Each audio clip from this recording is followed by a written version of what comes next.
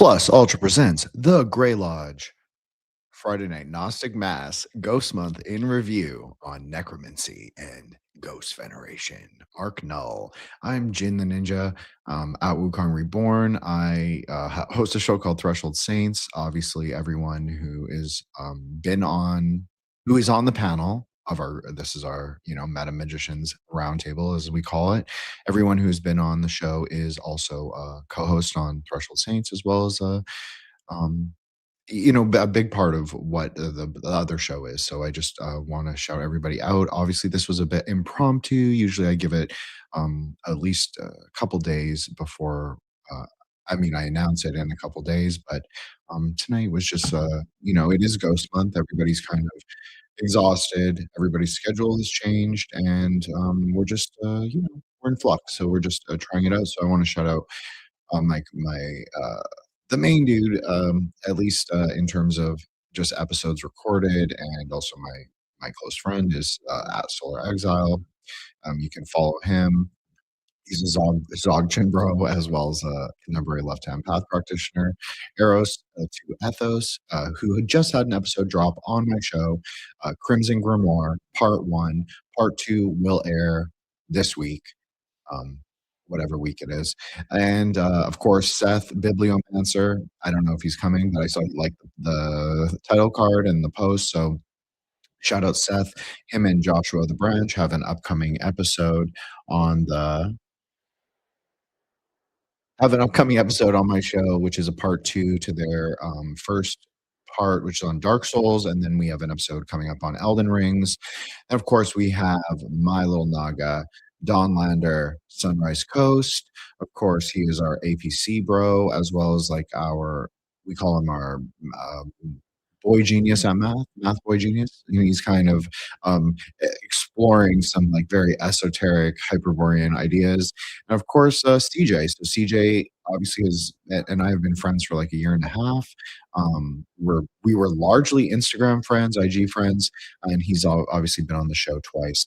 But he has also an episode coming up, I think. Maybe not. But anyways, he's had 3 episodes, I think, on my show. So he's coming. He'll make it if he can make it, and hopefully he will, because this is kind of his topic in terms of necromancy, and I want to ask him some questions about his coyote medicine that he like black magic medicine, but bad medicine, we'll call it coyote bad medicine, that he gets up to.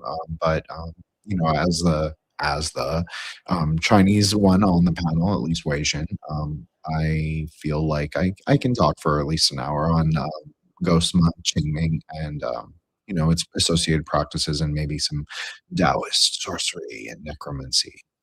I want to shout out, of course, to our Grey Lodge group chat, which is it's really not an extension of the show in the sense that it is an extension of the show. So let me say that. I'm wrong to say that it isn't. It is an extension of the shows, but it's also where this show, Grey Lodge, came from. It started as a group chat of magicians, a book club. That's what we used to do, host spaces on different books. We actually started out, I think we started with the Thomas Cleary book on Taoism. So that might have been our first or second book, but I just remember that it kind of is like a full circle. So if you look at our spaces from last year, last August, last Ghost Month, we were talking about very different things. Meta magic, Hyperborea, all of those things, of course, I'm still very interested in, and they've become very timely. I'm looking at the views. It's like I'm getting a little nervous, but that's okay. It's good. It's good. So we were talking about different things, and now we've sort of returned with a V to sort of practical magic. Not practical magic in the sense of like you can't necessarily listen to the show and be like, or the show and say, oh, okay, I can follow this step by step ritual guide to, raise the ancestors or summon zombies or whatever. But I think you'll have a good idea of like a group of people who are not armchair magicians, who are maybe speculative in their outlook of how they articulate it. Particularly me, I tend to go very speculative because Obviously, I'm a Tantra bro, Vajrayana bro. I try and, keep everyone's collective karma at true neutral, as what we like to say, or chaotic neutral is what the more updated way I've been kind of saying it. But let me also shout out some of those people from the chat, which is Cassandra, of course. She had an amazing, very well received episode on Threshold Saints. I can't even remember what I even called it now. I'm so sorry, Cassandra. Anyways, it's a great episode. If you look for it, it's episode 113. So obviously, I gave Cassandra a very magic, very kabbalistic number, of course, and that is largely what we discussed was Kabbalah, astrology, reality, and just sort of our place in it. And so I'm really proud of that. I'm really proud of all my episodes, to be honest. I feel like the show has evolved a lot and I've evolved a lot. And so everybody can check out Cassandra. She has her own Etsy store, which is kind of booming. And so, yeah, fuck yeah. And also her channel, which is Spotless Mind Tarot. Everybody should check that out and follow her on IG at Spotless Mind. So, yeah, there you go. And then, of course, I'll shout out Vanessa, Truth and Dies. She hasn't been around as much. She said she's really busy with dying and not dying, but dying for her store, Truth and Dies. So people can check out Vanessa at Truth and Dies on IG and Etsy. And just everybody else from the lodge. It's been really cool. We're kind of, I like to joke. We're like we always do it subtly, especially like Solsky and I. Like we keep everything very. We will do like little niner jokes, or we'll do like very transgressive, kind of like insider cave all jokes. But the truth is like I do kind of like some of that material. Maybe we'll cover that eventually. It's been sort of discussed on the channels, on the back channels, to do maybe a book club on Tenebrous Satanism.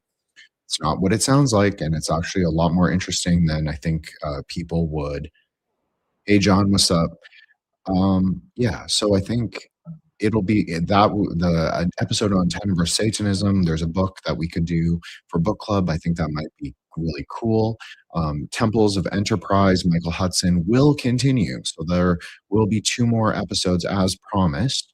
I just because I have to work around everyone's schedule, and obviously, the show is a group show. It's not it's not the Gin Hour. If I wanted the Gin Hour, I just go record on Threshold Saints. So basically, am I just have to be flexible and flow with, as John said, flow with the situation. So, we're just going with it, and everybody's lives are unpredictable, and we're in like a crazy smoky time. Like not just Ghost Month, but It's interesting to me that Ghost Month coincides with an eclipse, with Ketu, Neptune, some activity there.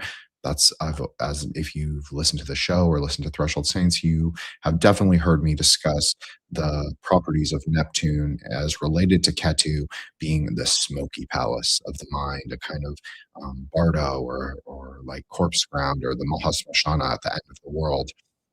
Certainly in Kabbalah, we could say Hokmah is where the flesh no longer is. It's like where it's no longer important. We are strictly in the spiritual, in the spirit body, but we are still within we're still subject to the three worlds. At that point, we're not liberated or ejected from hyperspace or even at death. So we have to kind of bring it back. We have to bring Hokmah, bring those metallic flux, the aggregates of the dead words, all the stuff that exists there, the memories of everything from civilizations past, Hyperborea, Redux. We have to kind of bring that back into synthesis, and we have to into Binah, but not fully into Binah because we don't worship the body either. It's a synthesis, where it's a synthetic aeon. So that's kind of my ideas of like where we're at in the for Ghost Month for Qingming. So even though I'm saying we're going to discuss necromancy and ghost veneration, which we are, of course, but it's also going to be. I just think that approaching it from a middle path perspective is probably the best and most interesting. Of course, we're a middle path group in general, a little left-hand path, I would say, but middle, we try and orient ourselves to the middle path. Obviously, magic is a kind of left-hand path endeavor in some ways, in some definitions, particularly in mine. Everything we say is speculative. We come together on the aether wave. I used to say on the app called X, transcending space and time, but we're still transcending space and time because we live all over North America, and like some people from the group and the lodge, they live all over the world.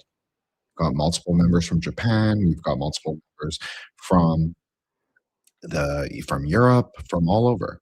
And shout out Frau Blucher. So awesome to see. Thank you so much. A great, supportive, beautiful writer on Twitter, and just like a supportive friend, and like definitely a friend of the lodge, and also a member of the lodge. And so that's how the show has grown. And I it's not like it's a big show or anything, but, like, sometimes the numbers can be very intimidating, and I'm proud of everything that we've done, as gonzo and crazy as it has been at times. I think it's been generative and productive, and, we've accomplished a lot. Like, we've talked a lot about ideas that 2 years ago seemed like absolutely insane, like Capaborea, like Aetherpunk, like, all the other series that we've done, which is considerable. And, it's like people have not even really totally caught up to the kind of, meta mythology that we constructed. And it's, ever evolving, ever flowing, ever fluid, ever versatile, ever it's like, try and keep it malleable, very like Aeon of Quicksilver, Quicksilver Surfers, as I used to say. So let's talk about Qingming a little bit.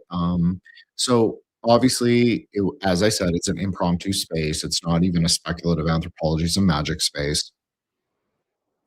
So I didn't exactly do. We didn't read a book, or I didn't read several books, which is usually what I would do for speculative anthropologies and magic. But I think, as I said, I think I can do at least an hour. If I have to do it solo dolo, I can do it. So, Qingming, it means the great brightness month, month of great brightness, because the gates to the underworld are open and the ancestors can return to the earth.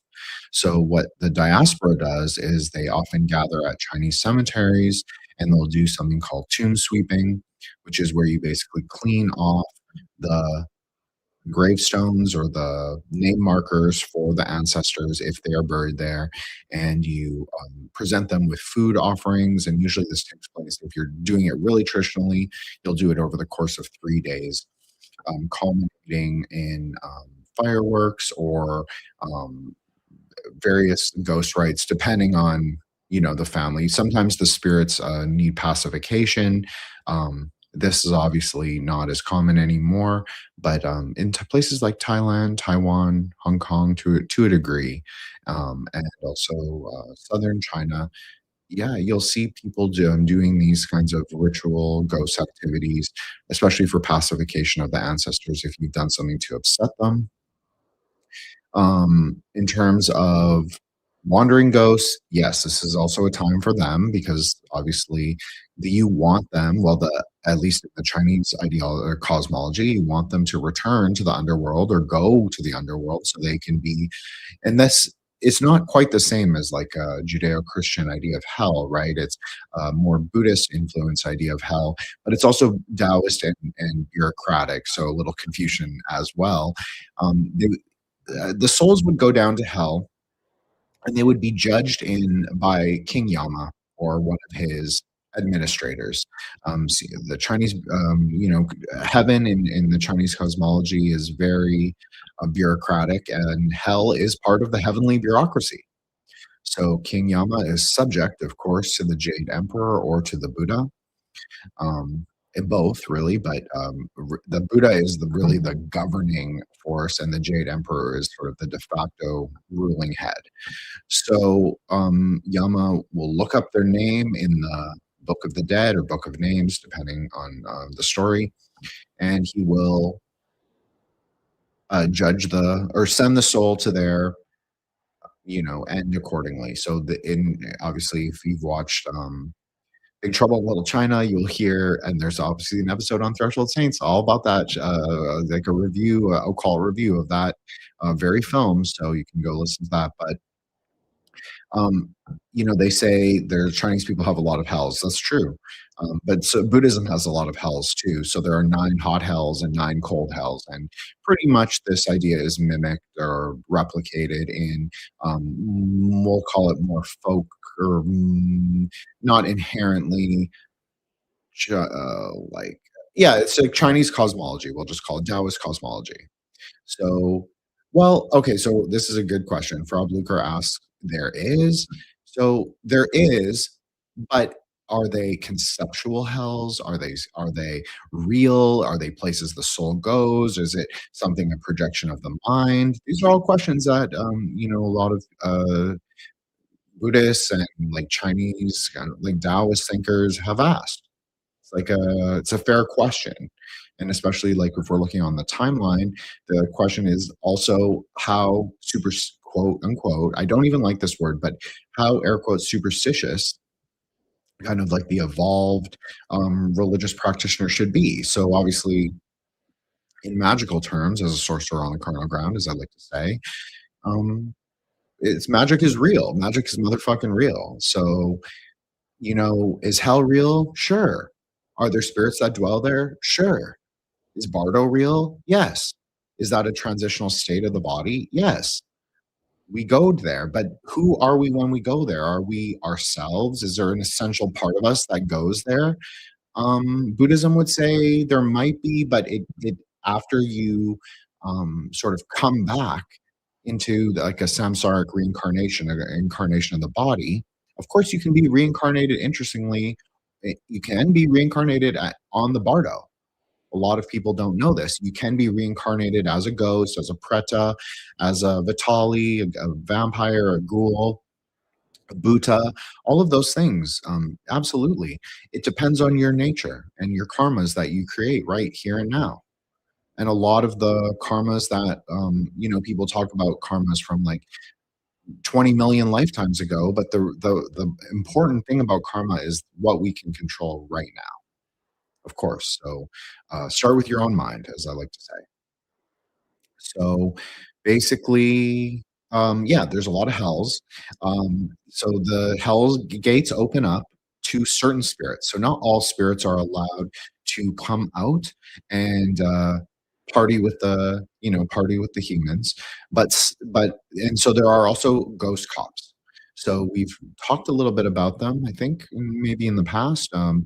My favorite, there's so Chinese has a lot of deities in the ghost realm or the hell realms. Obviously, as I said, this is part of the heavenly bureaucracy. So they are hell gods, but they are not hell gods in the Judeo Christian sense, where they're strictly out to punish you or strictly out to torture spirits or anything like that, or they're not like ontologically evil. They simply exist to populate the hell realm with order. So my favorite among them is the two spirits, and I'll pull up a picture in a second. Maybe when Eros pops in, I'll let her speak for a bit, and like I'll find one. I've got quite a few. Anyways, so my favorite group of hell gods, or my favorite two, it's really a pair. It's called Hei Bai Wu Chang. So this actually is a really interesting pair. It means one way to translate their names is white uncle and black uncle of impermanence. So they are, as you can see, there's a Buddhist or Taoist sort of, or both, flavor to them, and sometimes they're depicted as a man and a woman as a couple. Sometimes they're depicted as sworn brothers. Sometimes they're depicted as more than sworn brothers, but it's different. It depends on the diaspora. So, like Hokkien people, Cantonese people, Hainanese people, they understand it a little differently, like each one. And there's regional differences too. It's not just strictly related to ethnicity. But anyways, they were actual people, at least is how it's narrated. They were like a 7th and 8th century scholar scholars or bureaucrats are applying for the famous or infamous Chinese civil service exam, and they were kind of scammed, both of them, in different ways. Sort of wrongly accused of cheating, wrongly accused of um, not like scoring, getting bad remarks or whatever it is, but they were both like exceptional. And so they inevitably, as the very Chinese fatalistic way of thinking, they both committed suicide, and not together because they didn't exist at the exact same time. But then they went to the underworld and they were judged by Yama, and he said, well, actually, you guys are quite exceptional. Exceptional in your mind, and you have accumulated enough good karma that you actually can work for me. This is very common in Taoist cosmology, is that they'll be sort of employed by the bureaucrats of whatever place the spirits end up. So they get elevated. So the Hei Ba Wu Cang, they become elevated, and they um, become hell cops basically, and so they gain magic powers, if you want to call it that, or spiritual powers. And but in popular folk Taoism, especially like in Singapore and Taiwan and southern China to a degree, they are actually propitiated mostly for like 40, for money, for winning the lottery, for curing sickness, and also for exorcism. Now you might think, why are ghost gods? That's what they are, right? Because they are formerly human spirits. If we go by the mythology, they're formerly human spirits who have become deities, and they actually have different functions, like each of them, but they're very complementary. It's very much like the Taoist yin yang. I always get the hiccups when I have to do this alone. It's a little bit of nerves, right? Anyways, so the white brother, let me just say this first. The white brother, he wields a fan, a feather fan, and on his hat is often written, will peace to the world and blessings to the virtuous. So those who do good acts in this world. And the black brother, he wields chains like shackles. And so you'll see him like with chains. And so that obviously has a magical function as well. But his hat often says, sometimes it's not his hat, sometimes he wields like a placard or like a disciplinarian's. It's like this ruyi. It's like a sort of ruler scepter kind of thing that, and there's an inscription on it. And the magistrates in China used to use them. So it would say punishment to the wicked. So this doesn't necessarily even mean humans. It actually refers to ghosts. So that's again referring to their function as exorcist gods.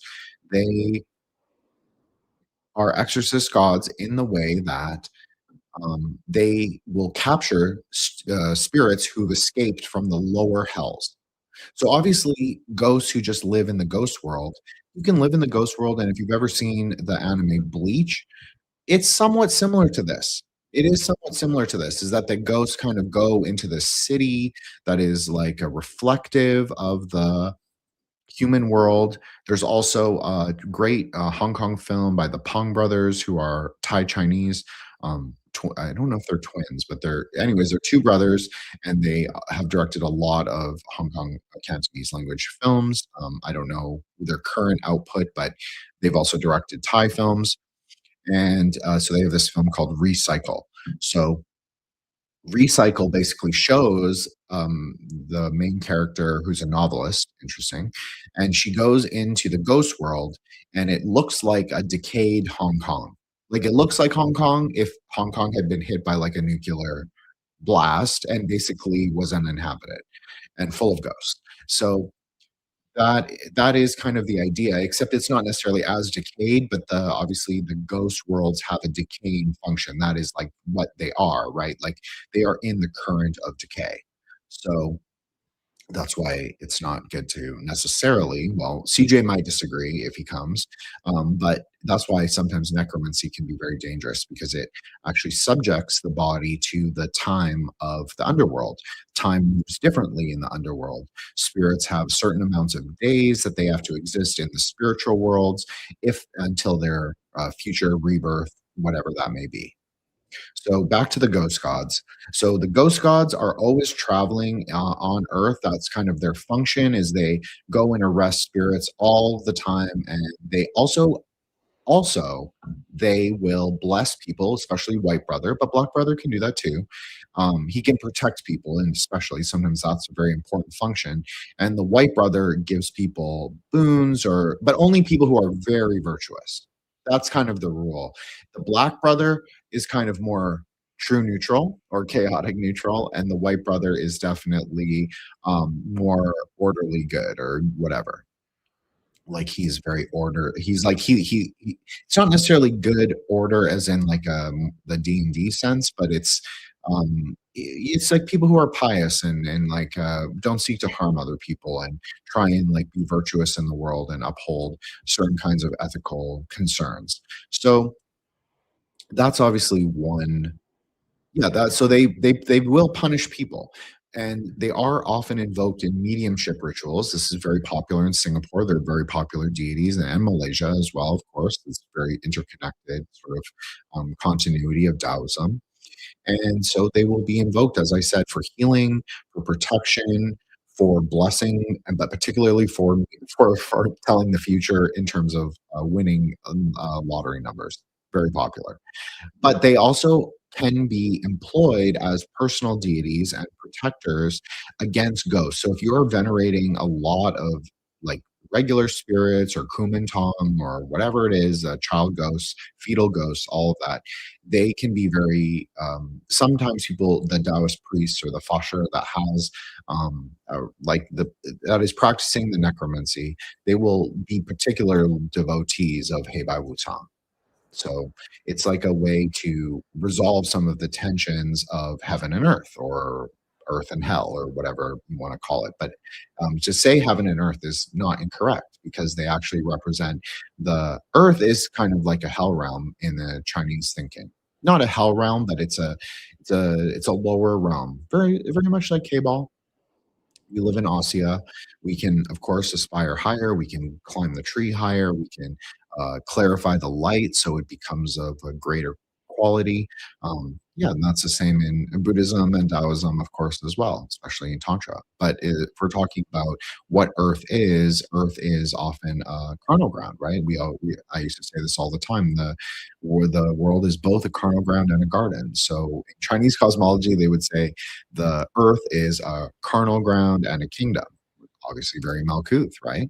So the kingdom is the realm of man, but the ghosts are basically impermanent and they exist everywhere.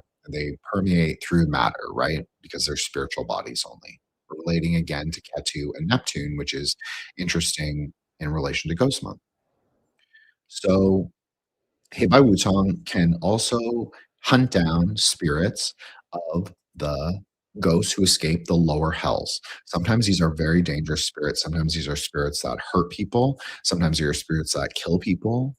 Like I'm saying from a Chinese perspective, this is very true. Whether people listening believe it or not, it doesn't matter. It's like part of the sort of greater heaven cosmology, right? So they can do this. So Black Brother has his shackles, as I said. So he will shackle the ghosts magically. So the often what you'll see if they're depicted in video games or in anime or TV shows, and there are quite a few that have them because they're very popular.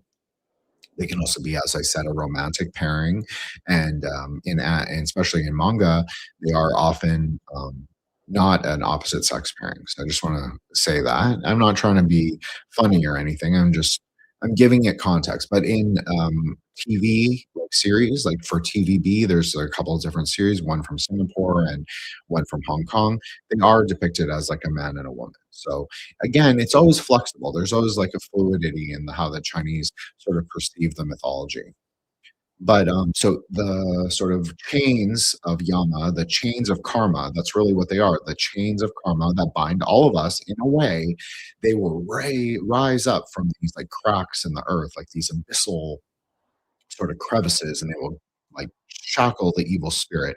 And what White Brother does is he will flick his fan and it'll sort of purify with like luminous, I guess it's sort of like ghost holy ghost energy, I guess. And he'll purify the evil spirits or the evil miasma as it exists from the demon or from the spirit. So, or the ghost, or sometimes they do it to people. So this is if you've seen the film Rigor Mortis. Again, this was the first episode of Threshold Saints is about rigor mortis, the Chinese Hong Kong film. I can't remember what year it's from. I think 2012. Maybe 2013. I can't really remember, but it's one of those times. It's been a long time, right? 3 years running, so or two and a half at least. So I don't always remember exactly, but anyways, you can go listen to that. It's called Corpse Hopping, um, first episode. Yeah, so in rigor mortis, they're not explicitly depicted, but they are shown, meaning that they are shown as part of a caravan of underworld cops. So you see them kind of walk through the hallway, and even though it's not explicitly block, hey, by Wutong, black and white brother or black and white uncle, they're implied. If you are familiar with the Taoist ghost cosmology, the ghost like the ghost bureaucracy, you'll recognize them. Hey Joshua, what's up? Hey man, is everything working? Yeah, sounds good. You sound good. Wasn't prepared, so I had to overcome some technical difficulties. No problem at all. I'm glad you made it. Ghost month, eh? Is that Yeah, like a? I've heard there's like 99 holidays throughout the year in Japan or something. Is that like something like this where there's like a small sliver of the year where it's dedicated to something like this? Or yeah. Basically, where we're at is this is a Chinese holiday, so it's called Qingming, which means the Great Brightness Festival.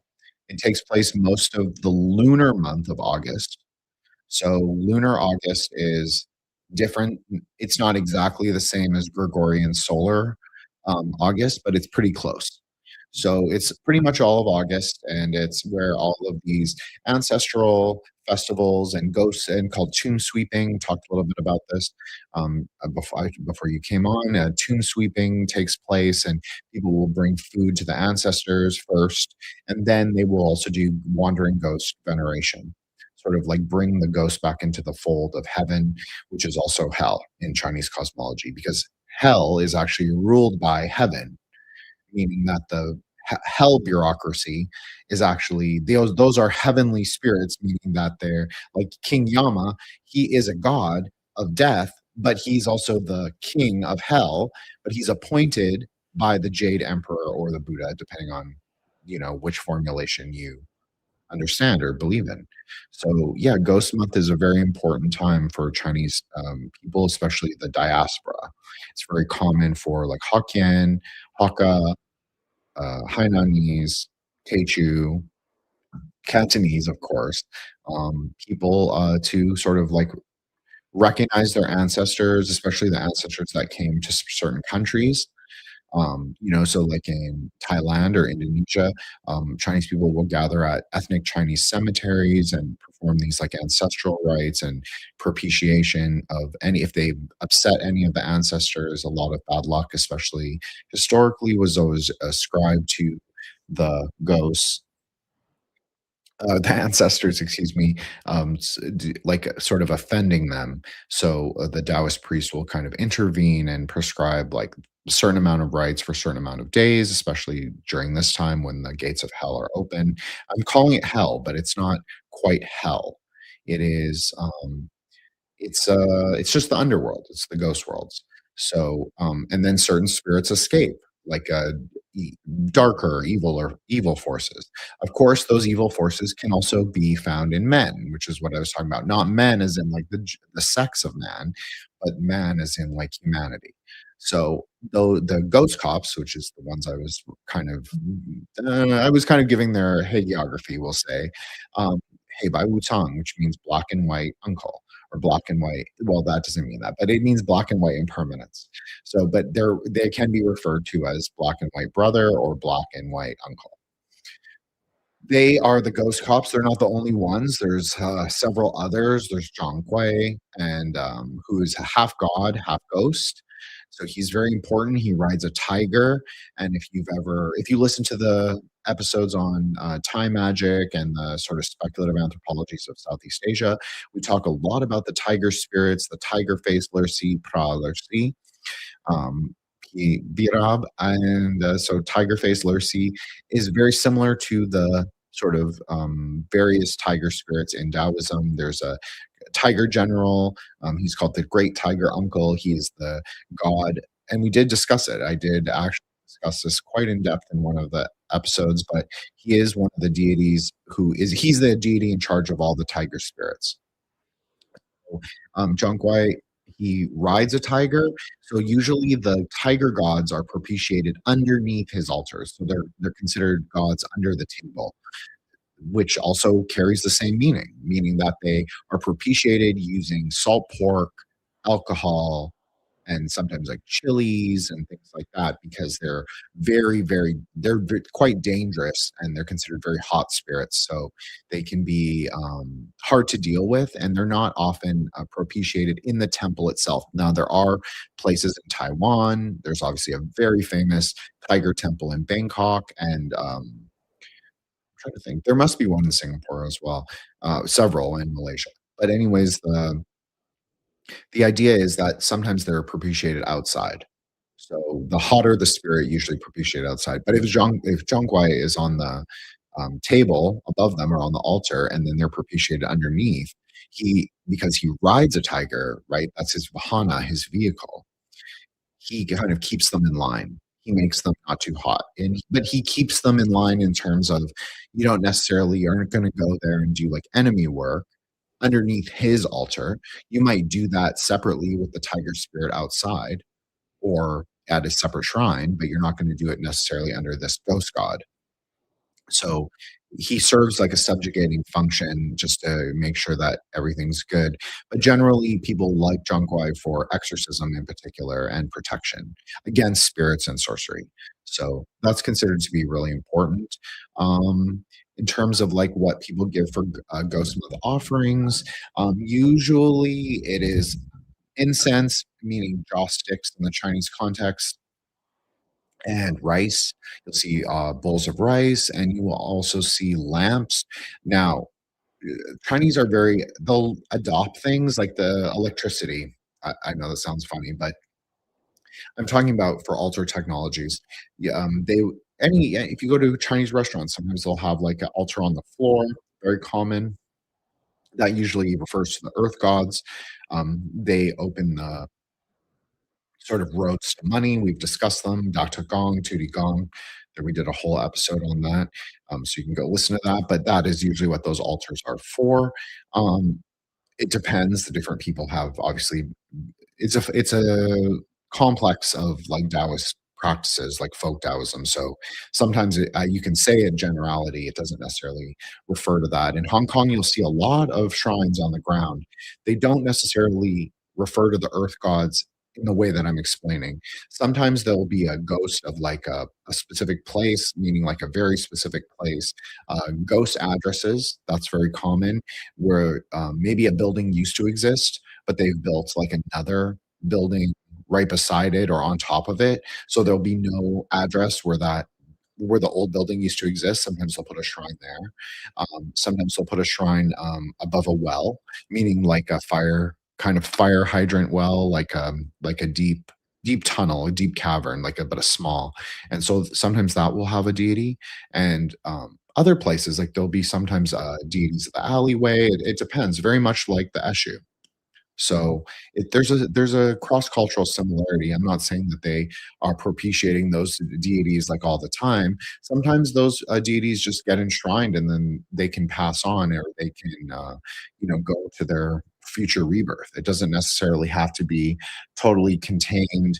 Um, it doesn't their presence or their essence isn't necessarily contained in the worship rites. it's just in the initial sort of recognition that they exist, or people will have a dream about them, or they'll appear before someone, or a priest will, or they'll haunt people, and then a priest will get called in and be like, okay, this is a way to pacify the spirit. We're going to put a shrine here, and you're going to do once a month ghost offerings for them. Make sure they have like tea or alcohol and like lamps. So that's what I was trying to say about technological innovations on the altar space, is that Chinese people will often adopt electric lights, meaning like those, you'll see red bulbs. That's very popular, very common, because red is that energetic, um, like Rajasic energy that gives essence and life force to both humanity and spirit. So it's very common on spiritual altars to see red, and it's a very auspicious color in Chinese culture. It represents, yes, fire and sort of like the life force. So spirits crave life force. So this is also what makes spirits very dangerous in certain ways, because they can draw from your own life force, especially if you're using them for magic. So that's something to definitely be aware of. And yeah, I don't know. What do you got, Josh? Oh, I actually had some questions here. Sure. So you mentioned King Yama, and instantly I thought of Dragon Ball Z. So, and he's like the governor of that liminal space between Earth and heaven or hell or whatever, where Serpent Way is. And occasionally Goku has some encounters with him. And I thought it was interesting how you characterized Yama, because in the show it kind of puts him in like this managerial office job where he's the king of hell, but he's just doing paperwork for like eternity. And I just thought it was kind of funny. So is it kind of like that for him, you think, where are his duties kind of and maybe official in that sense, and he has others doing all the busy work? Or is that a fair Uh, representation of Yama, I guess, and DBZ, I yeah. guess? No, this is a great question. So this is totally a fair representation of Yama. That's what I was trying to explain a little bit before you came, is that the hell world is not really like hell as some people think of it. It is really like a bureaucracy. It's part of the heavenly bureaucracy. It's an extension of that. So yeah, what King Yama does is the soul goes down, or the spirit goes down. He reads the name from the book of the underworld, or the book of names, or the book of, and he sort of says, okay, you can go on to this rebirth, or this hell, or this world, or whatever it is. And so the guards of Yama, who traditionally are called Horseface and Oxhead, but that's very Buddhist kind of formulation from the old times. Now they prefer these deities. I'm going to pull up a picture of Hei Bai Wutang in a second. But basically, the idea is, yeah, is yeah, they serve as functionaries, but all the hell gods do. They serve as retainers to, um, they serve as retainers to Yama. So that's basically the idea. Is that Yama is the administrator. He's an administrator of hell. He's not inherently he's not like it's not like Satan or anything like that. It's very much about. Sorry, I'm trying to do the picture and talk at the same time, and it turned out to be a little heavy. So But he's like is the manager at the DMV, basically. basically, yeah, basically. But he maybe you could say more broad. He's like the governor. He's like the governor of a state. That's actually a good metaphor to use, because it is a state of being, right? Like death is a state of being in a way. So the idea is basically the oh, I see you put on so many questions. Okay, so I'll pull up a picture of Dragon Ball Z, or DBZ, or DBZ. Yeah, yeah, DBZ. And okay, so I hope I answered that question about King Yama. But I'm going to pull up a Yeah, picture of yeah. King Yama too, so we can show. But right now I have, and you'll have to actually talk a little while I look for one. But sorry about that, Josh, putting you Yeah, on the no spot. problem. But Um, the picture here, just quickly, you can see he's wearing the hat that says like well, I can't. It's too small for me to read. But anyways, that's basically like something about like sinners.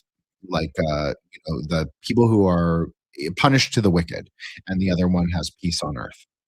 So, there you go, black brother and white brother. And usually they're depicted a lot more horrifying. This is obviously a cosplay picture, but this is a more contemporary way that they are understood. They're not understood as being so horrifying. They're understood as being more ghostly or phantom-like. So, yeah, okay, so let me look for, King Yama, and Josh, you take over for a few minutes or, like, for a moment. Yeah, sure. Um, so I was wondering too, if what makes this time of year, what makes the gate kind of open, as it were. And so I'm imagining one of Yama's duties, of course, is to manage this gateway. Um, and so I was thinking of also Janus, how it's similar to Janus, how doorways, beginnings, endings, those sorts of themes are often associated with Janus. And this phrase that you used about tomb sweeping is what got me thinking about Janus to begin with. And then I thought, oh, gates and keys. And so I was wondering if, although it's a different time of year, if maybe those sorts of attributions are similar in this. Like, is there a custodial nature to, like Yama's duty here? And if that's indeed the case, then what's the crack in the door represent when the gates open? And so I guess to add to that question is, um, what makes the gate and boundary normally secure, and what's different about this time that would loosen it or crack the door open, as it were? Okay, great question. I don't actually know. I don't actually know what makes this time in particular. All I know is that it's the lunar festival. The loon is the not the loon. Well, yes, in a way. The moon is in a particular position that allows the threshold of hell to be opened, and it's acceptable. It's like a holiday in hell as well, right? Because Chinese civilization and culture is based on a lot of ancestor veneration, right? Like a lot of cultures are. And so they are allowed to travel upwards. Maybe it's an act of karma. This would be a very Buddhist way to understand. This is why I said I don't know, because I can really only describe it in a Buddhist way. I can't tell you like the deepest Taoist meaning. I can say, yes, it's King Yama as a Buddhist deity. If we're saying it's Buddhism, he opens even in popular Chinese Buddhism, it doesn't matter. He opens the gates because they're going to, it's a restorative, it's sort of restoring the karmic balance of the earth. He allows the spirits to return. They get propitiated by their ancestors or their descendants. The descendants then have like sort of a neutral, they gain merit through their worship of those spirits. Um, Not worship, veneration of their ancestors. Merit is different than karma, but merit can be used to increase karma. But it's a very slow, like if you want to call it like an RPG or like a video game, like if you were cultivating merit, your bar would fill very quickly, but your karma bar would fill extremely slowly. So even if you maxed Kind of out like your your fame, maybe. yeah, yeah, something like that. Or your mana could be similar to that, like intelligence versus spirit, right? Like, high spirit often means that your mana bar will recharge you very fast. High intellect means you have a huge pool of mana.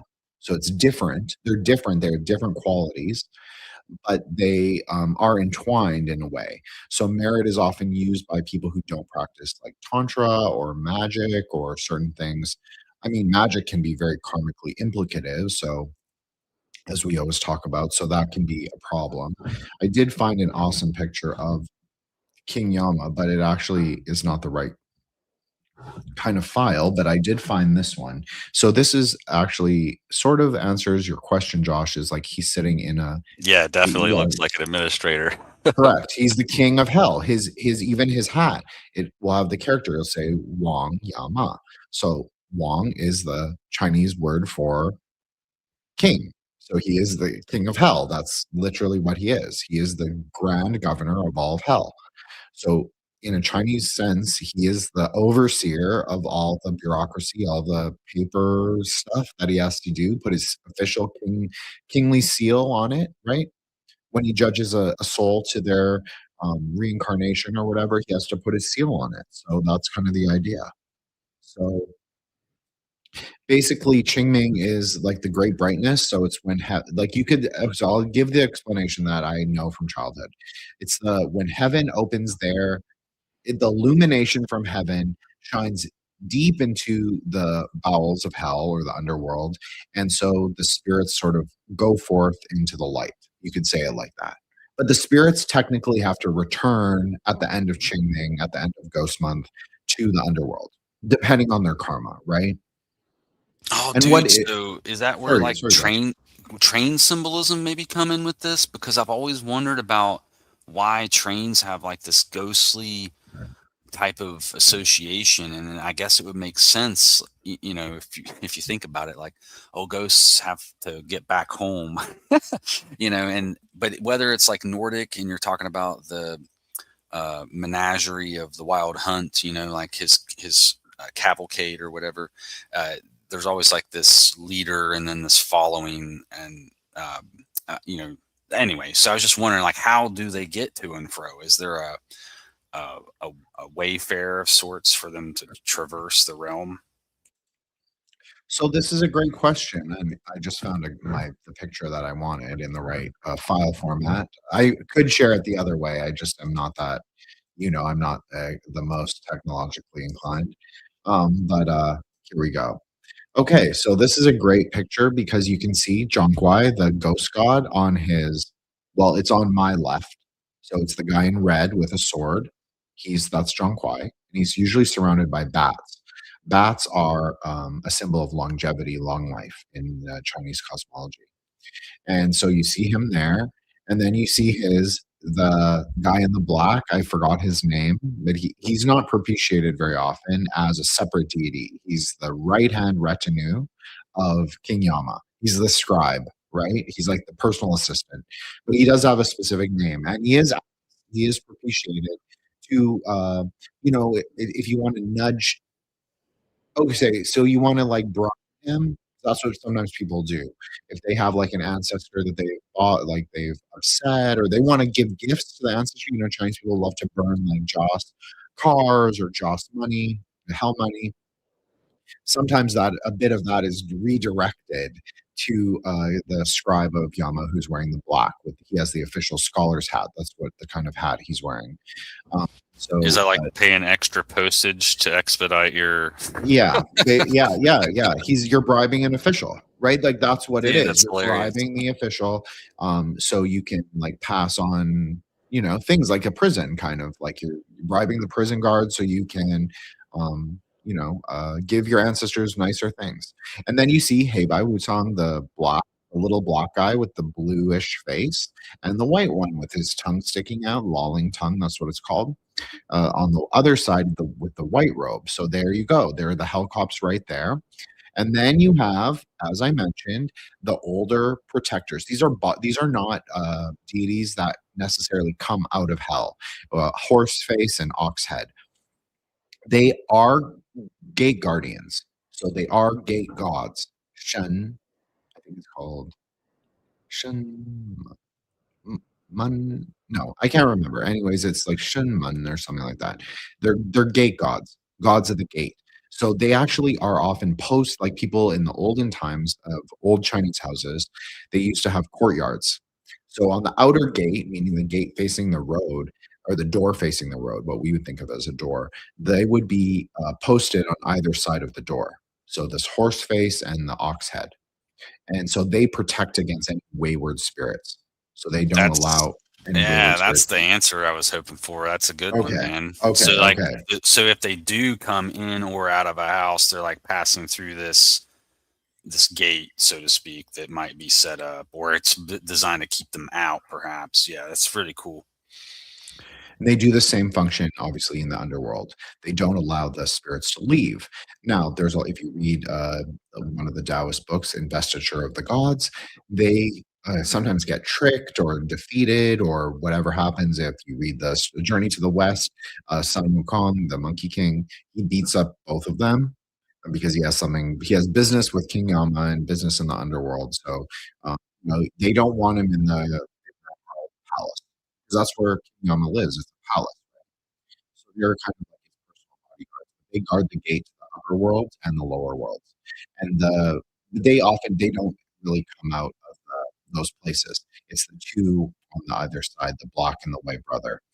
They are the ones who leave the underworld and can return. That's part of their ghostly powers or their godly powers, and only really gods can do that. Like I'm saying, gods, and they're also ghosts. So there is like a way to understand. Like there's a difference, but the truth is like a lot of things with folk Taoism and Chinese sorcery, it's not always clear, especially not always clear to like people in the diaspora that even understand how to do the rituals to a degree, or even like Taoist priests. Because a lot of these are like based on folk stories and sort of regional customs. It's not so cut and dry, but it's just like contained in one book, which is one of the problems when a lot of Western scholars went to look at what Taoism actually is, they tended to focus on things like the I Ching or like one of those texts, and like the more well-known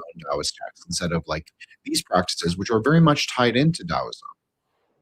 Because it doesn't say that the spirits don't exist. It's just that the intellectual Taoism, as it's often called, doesn't focus on the cosmology of the world in its particularity. It sort of appraises it and says, okay, well, we're going to focus on cultivation, literature, sort of like this divine higher order, and like the chaos of the sort of primordial worlds. But folk Taoism is pretty much concerned with like it's a kind of shamanism in a way, and people have likened it to this. I used to really hate that word shamanism because what does that even fucking mean? It doesn't really mean anything. It's been totally overutilized in the West, and I'm not mad at like anyone. I'm not a racialist in the sense that like white people can't use shaman to describe anything, like or to describe other things that are not just Tunguskic or Manchurian or Mongolian. Of course they can, of course, and it's not just about white people. It's about like just the commonality of the word. But the problem with it is that it kind of refers to something in the popular imaginal or popular imaginary rather than actually referring to the practices of what that means. So, what I'm talking about when I'm saying Taoism is a kind of shamanism, and this is very much a Taoist view, like I'm drawing right from a Taoist way of thinking about itself. It is a kind of indigenous shamanism where it seeks to balance the heaven and earth. So, as I said, hell is also part of heaven, and just as earth is part of hell. So think of it like this: we're all under the purview of heaven, but there's sort of polarities and forces that are opposed, not necessarily opposed in antinomian or orthodox, or it's not like orthodoxy versus antinomianism, but it's kind of chaos versus order. That's a much more Taoist way to think about it. So, like certain kinds of Taoist priests, not a master of rites, but a master of exorcism. Again, go watch Rigor Mortis. It explains this very well. There are distinctions in Taoist priests. There's like the priest you see, like or Mr. Vampire. This is a great example. Mr. Vampire. So he wears a yellow robe. So he's a wandering master, a wandering, but he's not wandering because he has like a um he has like a house and a place where he is like people can consult him for his priestly things, and he has the um I guess the where the bodies are prepared before they travel in the with the bell, right? Before they hop, the corpse hopping. So he wears yellow, so that means he's like an exorcist priest, a magic priest, basically a Taoist priest who practices magic. And but there are other kinds, right? Like there are ones that are closely affiliated with a temple or ghosts or not ghosts, Taoists who are affiliated with monasteries or Taoists who are more into the higher end cultivation of like Zhuangzi or whatever it is. So Yeah, there's all different kinds. So the magical kind of Taoist is what I'm calling the yellow, the ones that wear the yellow robe. They are not always, but they are often the ones who are more mostly like shamans. Like that's the closest, but they often do a lot of exorcism and which is this is one thing that is interesting and maybe different than the I'm just making sure nobody came up that I have to add up into the chat. My I also apologies. have a question for you Oh, about that. sure. Go for it. Go for it, Josh. Uh, so the colors here really, well, I got two questions. The colors here all jumped out at me. And so when you mentioned the yellow robes or whatever, I was thinking, oh, maybe that's saffron or something like that. And then I thought, oh, what if each of these colors in this picture, for instance, what do they use to dye those? Because that's a whole process. And of course, probably some symbolism there, like if a certain plant or root or mineral was used. And then the other thing that came to my mind was in that culture, isn't white considered like not bad, but death or something? And then black's maybe the good one. So I was just wondering if that was a proper interpretation here. I know those words may not fit better as well, but and then the other thing is that you can see the eyes of the guy on the left and not the ones on the right, and his tongue sticking out. And I had read recently that sticking out your tongue can I can't remember how it was phrased, like reduce stress or cortisol or something like that. And so it just jumped out at me. So I was just curious if any of those questions maybe triggered anything for you. Yeah, I mean, this is a great question. I don't know if I can answer like from a pigment perspective, not really knowing anything about this painting, but I can tell you colors. So first, let's do the ghost color. So yes, in Chinese ghost rites, the most common color is white. So people are going to be like, "What? White?" Yes, because white is more of the ephemeral nature of the spirits, right? It's not concretized. Black is very has gravitational force. If you want to compare it to K-ball, that's totally fine.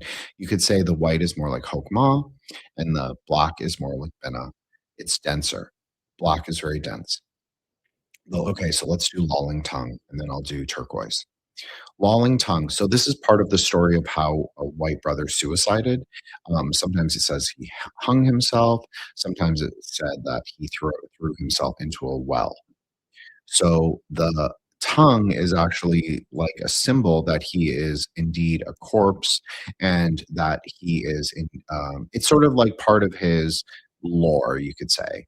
And then the black brother, he is, because the white brother is more passive, he's more peaceful, right? That's the whole idea. And then the black brother is very aggressive, very strong, very martial. He does kung fu. If you watch series with the about the two of them, I'll bring up the picture again. But if you watch a series with them, the white brother, and you see he's holding his rui or staff, but sometimes he'll hold a horsetail whip. It's not really a whip; it's like a little bamboo stick with a horsetail at the end, and it's called a fly whip. Um, it's used to like scholars used to use it to flick away flies when they were reading in the library, but it also became part of the toolkit of the Chinese exorcist, the Daoshi. So, or the Fasha, whatever it is. So the so it's more about magic. So if you watch anime or TV series with the Hey Bai Wu Tang, they the white brother will do magic. He's more of a caster. And that doesn't mean that he can't fight. Of course he can fight. These are all martial heroes in a way. They all know martial arts to a high degree. A part of his fighting style is more range, you could say. And the Black Brother often it's much more physical because obviously his weapon, his chains are much more physical. So those will be much more related to physical fighting and like his martial arts style. So let's go back to the painting. So teal or turquoise. This is very interesting because it is the color of greater heaven. We've often discussed this in Kabbalah terms. Turquoise can be a synonym for white, but it is the clarity of the great blue sky, heaven, directly related to heaven. So that is why Yama has that backdrop and the halo of turquoise, because it's showing he is appointed at the leisure of the Jade Emperor or Buddha, both of whom are associated in a way. I know I said jade, but jade in this context refers to a Qing, which is Jupiter. So that's actually blue green. But he is the Jade Emperor, but it's, really it's more of the blue-green color, so just like turquoise is blue-green. So there's a Hasidic element there too, right? Is that, it's about the blue-green temperance of the supernal waters, meaning that, he has to show mercy, he has to be benevolent, because he's not an evil god, right? He's just a bureaucrat. He's not there to, like, unfairly punish people who didn't do anything wrong. His job is to literally look up your karmas and, like, just make a decision based on that. It's, like, very logical, very bureaucratic. It's Is it not. kind of like Saint Peter at the gate or whatever? Yeah, there's Yeah. certainly an element of that you could say that that is part of it. He's even more removed though. But there are certain rites, there are magical rites, and obviously Yama becomes very important in Tantra. He becomes like a deity that is propitiated for magical activity, usually like magical battles or that kind of shit. And so he's very powerful and he's less benevolent in a more tantric framing. It's not that he's not benevolent, but he takes on a very different form and he takes on a very different, very wrathful nature. But and he can do that in the Taoist cosmology as well. So you'll see him sometimes in Chinese temples as a figure to be propitiated by himself, like a King Yama figure. And well, I won't get into it, but you can write people's names and then offer them to King Yama anyway, and so that is kind of like a curse because you're giving someone's name to King Yama, the god of hell or the king of hell, before their time. Is that what So Death Note was basically it's about? drawing from that same mythology. Whether that is specifically what is featured in Death Note is debatable, but certainly the idea of like a book of fate, of karma, it is drawing from like this greater East Asian or Chinese mythology for sure. So I don't know. Did that answer any of your questions, Oh Joshua? yeah, yeah, yeah. And I'm glad you touched about his office there too, because I was wondering like what was on his desk, and you said he had that book, and so I was just curious. Like it helped me understand more about what was going on here, and especially after seeing that other picture too, because I pretty much was what we thought. I think I did have another question though. I just want to correct myself. I called it Qingming. That's not right. That's the Ghost Festival for the spring. So that's the time when they do the tomb sweeping also. But you do also do tomb sweeping on Ghost Month. So it is Ghost Month. It's just not Qingming. Qingming is the great brightness. So that is the time when you open the gates aren't open during Qingming, but you do these rites to sort of give light to the ancestors or to the spirits of the whatever, to the spirits of the deceased. So I just want to correct myself. I didn't mean to like conflate them. It's just in my memory it was conflated. As I said, it's an impromptu space. We're just going with the flow. But yeah, tomb sweeping because I'm saying that Josh because you have a question about like what is used for tomb sweeping. So Yeah, I yeah, don't know. like the Yeah, species of the herb or broom. I was just thinking like sometimes all those little details maybe do matter, I guess. So I was just curious, like hyssop or something like that. What would even be in season at that. That would be appropriate, I guess. so like a lot of well, okay, so in southern China, it's usually so you use a new broom. You don't use like your old broom from your house. That's very unlucky. That would be like a curse on the ancestors. So you'd never use something like that. Has to be brand new, preferably straw.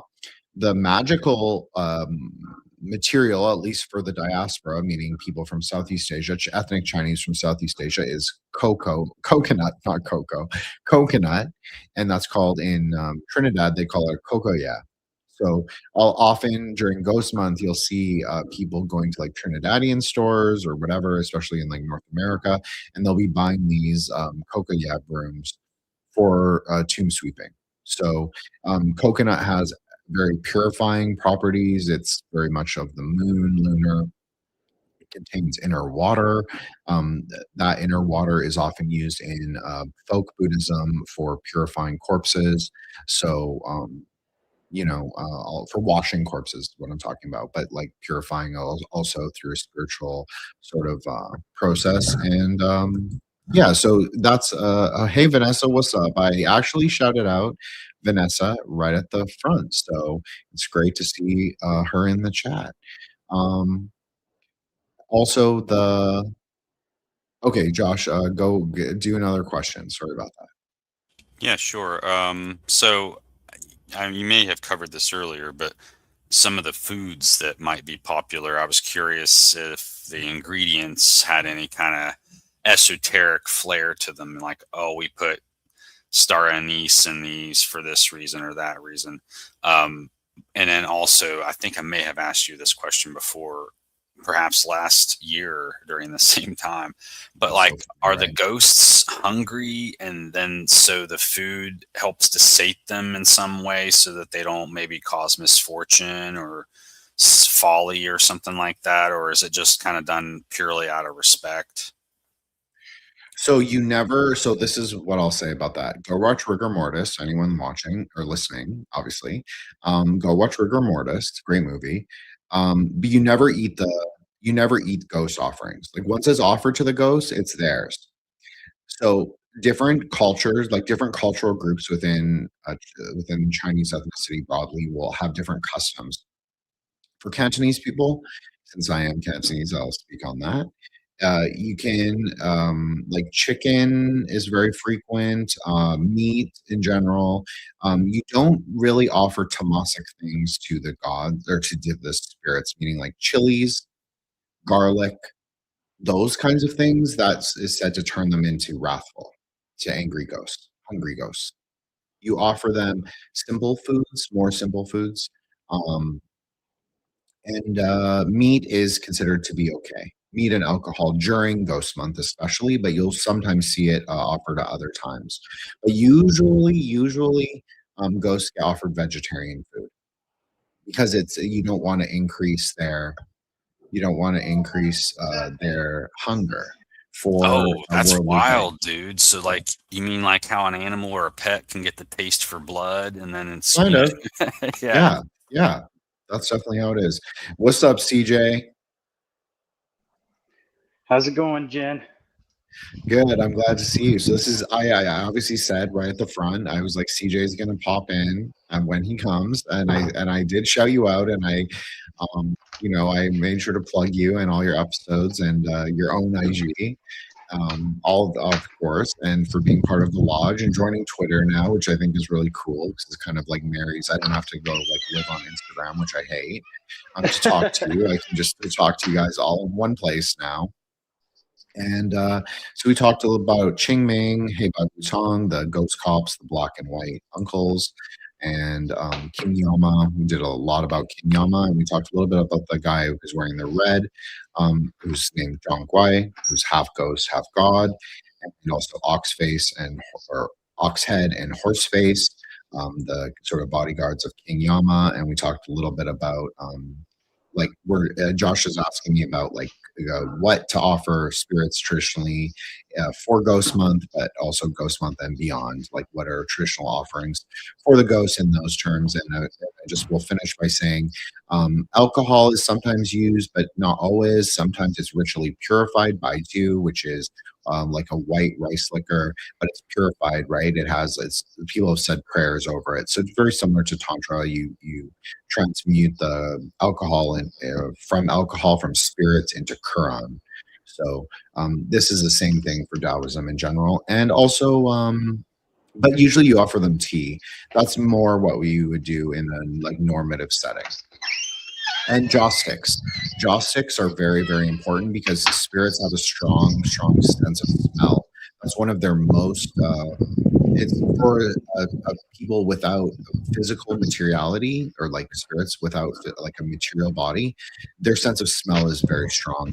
So the joss sticks will often be jasmine or sandalwood or agar wood or aloe wood or any of those. You'll see that's very common in Chinese. So you'll see a lot of those for joss sticks, and they Can have you a very strong. explain what that is exactly? Is that like a thin piece of wood that you would burn instead of an incense, or I'm going to bring up a thing for joss I sticks just right never now. heard that term before. That sounded interesting. Sorry, I'm just finding the thing. But yes, I will. I will show you. I'll even pull up a brand, a Guanyin brand. There we go. Okay. Oh, there we have Arrows. What's up, Arrows? How are you doing? Hello, hello. I'm doing good. How are you? I'm great. I'm so excited that all of you like decide to come and that we like it's not a full house of like everyone, but it's a good group. So thank you guys all. Hero showed up just as we were talking about ghost food. So did you eat some tasty ghost food or something and show up? Yeah, dude, I had some pierogies and sausage. That sounds good. Also, those are the joss sticks. Yeah, that's a joss. So those are joss sticks, Joshua. They are incense, but they aren't incense in like the typical Western sense. Well, no pun. They're more That's a good one. yeah, they're more fragrant than they are. It's mostly they mostly use like bamboo dust. And That's how do these relate to the ghosts? because ghosts have a very strong sense of smell. So they're almost always used in any ghost ritual or even veneration of deities. They're burnt, usually in sets of three. They're given in as an offering. So this is a primary offering, primary ritual technology. It attracts the spirits, and because of the fragrance of the woods, like Josh was asking me about, like spiritual properties in Chinese thinking, the kind of high end smells like sandalwood, jasmine, aloe wood, agar wood, those things elevate the nature of the spirits. We were talking about how you don't really feed the spirits garlic, chilies, those kinds of things. Never raw meat. It's always like cooked duck or cooked chicken with rice. Rice is very, very important because that represents like the sustaining nature of the earth as well. So you always see when you give spirit offerings, it always be accompanied by rice. So the joss is super important, and just in general, it attracts good spirits and also raises their nature. Interesting. Why not garlic? Because those things are tamasic in nature, or well, garlic is tamasic in nature. So we'll start there. So those considered to make the ghosts hungrier. It makes them like more ferocious, more difficult, more hotter. Like it increases their sort of like distemperate nature. It aligns them more to chaos, more to quote unquote evil.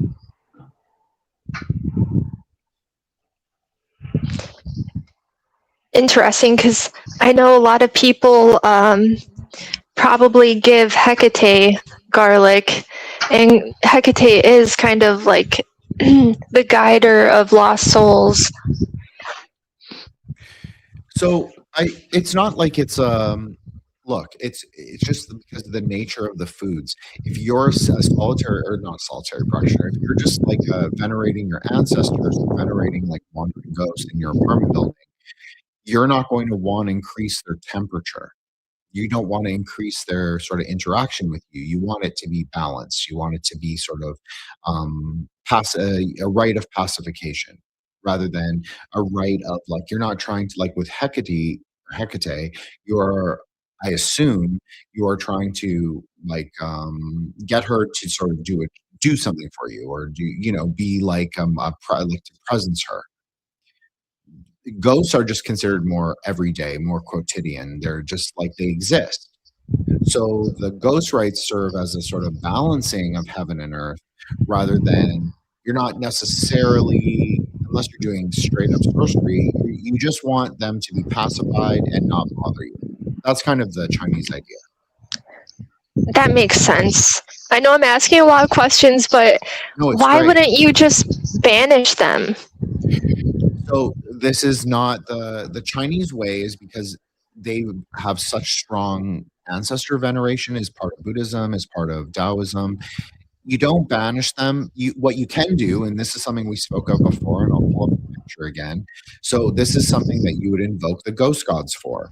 If you needed to exorcise spirits, you don't necessarily deal with it yourself. You can, obviously, if you're a Taoist priest, a Fa Shi or Dao Shi, you can. But in general, what most people do, and a lot of lay Taoist priests, which are a thing, we talked about it, they wear yellow robes.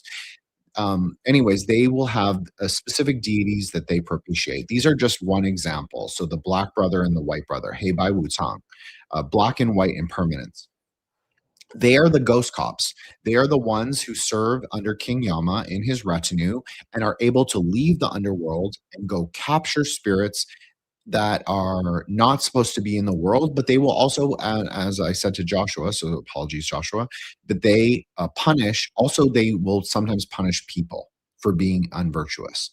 So you have to be careful with them, but in general, they're the ones who are tasked with returning evil spirits to the underworld and sort of pacifying any ghosts that harm people. They can both chain them. That's the black brother. That's his magical weapon, is our shackles. And the white uncle, as you see, he wields a fan or this horsewhip. So the horsewhip is a tool, and the fan as well. The fan is a tool of purification, so it purifies the miasma. You're thinking like Inuyasha, or he will wield the horsewhip, which is a tool of exorcism, meaning subjugating of the spirits. So it's just that the ghost cops are more. It's not just them; there are other ones as well. But they're, in Taoist terms, these are the ones that are most heavily relied upon, rather than strictly exercising them yourself. So you would go to the people whose divine office is exorcism in particular. That's awesome. It is pretty awesome. Yeah. And yeah, they're very cool. I like them a lot. So Jen, if you throw ghost food and the ghost runs after it, is that exorcising the spirit? And I'm just joking. Well, I mean, okay, so wandering ghosts, let's talk about that for a little bit, because I think Arrow's kind of touched on it with the Hekati stuff. So wandering ghosts certainly exist. What a wandering ghost is in Taoist terms is not inherently the same thing as how we think of spirits, because obviously, if you're saying like ghost veneration exists within the continuity of ancestor worship, most ghosts in Chinese terms will have a plaque, a name plaque, saying that they were part of this village, part of this clan, part of this surname, etc., or this family, whatever it is. Wandering ghosts no longer have a name plaque. Maybe their names have been forgotten just by accident, by people moving around, by people moving to different countries. But they are ghosts who are worshipped regularly on either Qingming, which is the spring ghost festival, or Ghost Month, which we are in right now. So basically, they're the spirits who don't, they may not even remember their own names, and you see this as a common trope in like Thai and Southern Chinese, like Hong Kong films, like not always horror films, but TV series about ghosts and all of that. Supernatural, we'll say. So they won't know their own names, so they're not able to be propitiated. But they can be through these wandering ghost rites. Now, wandering ghost magic is more concentrated in Taiwan because, for many reasons, that they always had like a strong, I guess the Taoist priests who went to Taiwan, they always had like a deeper, maybe rootedness in that sort of tradition of ghost sorcery. But they will utilize the wandering spirits for things sometimes, but the wandering spirits can cause extreme bad luck. So this also goes back to what you were asking, Eros, is like, why wouldn't you banish them? At times, especially wandering spirits, but not just them, hungry ghosts in general, can be too powerful for any practitioner. There are stories in Taiwan of this particular theme park. We don't have to get into it, The place was just considered to be extremely unlucky, extremely haunted, and every time that they would try and bring in an exorcist or a psychic from Japan or from China or from Hong Kong or whatever it was, the exorcist there were several exorcists who actually died. So or and psychics. So obviously that's a problem. And also people who would buy the grounds to sort of transform the theme park into something viable, they would either get really sick, they would go bankrupt. It was just considered to be very extremely unlucky. So what the wandering ghost rites do is sort of pacify those spirits so then they can live out their karma. They can recognize their own karma and see themselves and sort of become more elevated and then pass on to the next life. So it sort of rebalances the land. But that's not always possible. So sometimes these ghosts are tamed, meaning ritually bound to physical objects or swords or temples. This is very common because obviously if people go to a temple, they're praying. Hopefully their prayers are good. So their prayers purify the actual temple space itself, the ground that the temple dwells within. So sometimes you'll see, and you see this a lot in anime too, is they'll put like demons or spirits, ghosts that are malevolent underneath shrines. And so the idea is that like the collective prayers will purify the spirit. So eventually, maybe in like 100 years, 200 years, whatever it is, the spirit will then become purified enough to sort of transcend its own karma as a hungry ghost. So, yeah, these are like in Asian culture, at least, goats are considered to be very dangerous. And we did talk about a little bit about this, like Josh and I, and then even before Josh came. Um, so I don't want to be redundant, but the necromantic currents, as to use like a more modern left-hand path term, contemporary left-hand path idea, it can be very decaying. It actually brings you into the bardo. It brings you into the ghost worlds. That can be very hard on the body. It can increase your own predisposition for hungry ghost nature, meaning your own physical desires, which aren't necessarily bad, but in a Buddhist terms, you don't want to increase. We already exist on the carnal ground. You don't want to increase your predisposition to the desire.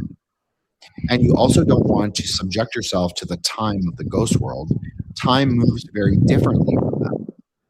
So you are sort of you're allowing your body to decay or degenerate more quickly by engaging with the ghost current.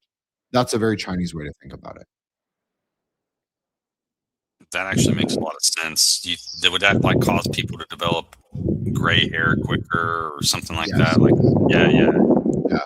Again, watch Mr. Vampire. It explains all of this in the sense that like you can just look for subtle cues. It really does a great job of showing like what Taoism in obviously in a fantastic and supernaturalist way, but it very much shows like a kind of practical Taoism that existed at the turn of the century. And then obviously if you watch Rigor Mortis or listen to my episode on it, you can see like there's a lot of things where like okay, so the guy's hair turns gray, like to answer your question, Joshua, at the very end of the film it silvers, turns from black into silver because of the stress, because of the engagement with the spiritual forces, the forces of heaven and earth, the rebalancing of the energies. So yeah, ghosts are considered dangerous. It's not like people might have different ideas about it. And obviously, in the new world, we're heavily, well, all of us, but CJ and I and Solar, and obviously with Eros and like Hecate and all on sort of the, I don't know, milieu that we're all within, in to varying degrees, we are more informed by these more hot spirit ideas, meaning the nature of the spirits, and we're also a little bit more engaged, perhaps, with them.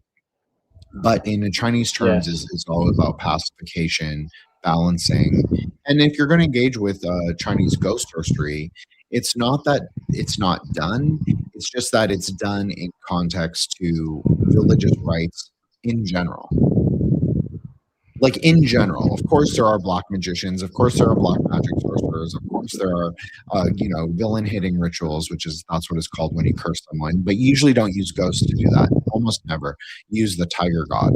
So, not the tiger face Lucy, the tiger god. Different, but they're interrelated, but they're not the same. So yeah, you just you treat them with respect because it's like they could be your ancestor. Like maybe they're a ghost that time forgot. Maybe they've wandered the earth for like 100 years and they've had no one to like show them the way. They've had no one to, a lot of the Western mythologies focus on the psychopomp for the magician or for the spirits themselves. But this is sort of inverted in an interesting way in Taoism. The humanity, and this is also true for Buddhism. This is all. This is what we were even talking about in our chat like a couple hours ago. The spirits actually look to us to intervene for them before heaven, before King Yama. They look to us. So if you're thinking about it like that, and recognizing that if you interfere with their destiny or fate or karma, you are implicating yourself karmically in something very negative. I'm not saying that it's that they don't do the negative or like whatever black magic practices, but they recognize, maybe through Buddhism, maybe this was always like a Buddhist idea, is that they need you to recite the mantra, they need you to perform the ghost ritual. They rely heavily on humanity to serve as intermediaries to heaven for them, rather than the invocation of a psychopomp like Eshu or Papa Legba or even Heibai Wu Tong. Like, they are psychopomps. They're to lead the spirits to either heaven or hell, or return the spirit to jail, like underworld jail. And so, but really, even Heibai Wu Tong, like even the ghost gods, they're subject to us. Like, if we don't perform the rites, they don't really exist. This is a much more like Taoist way to think.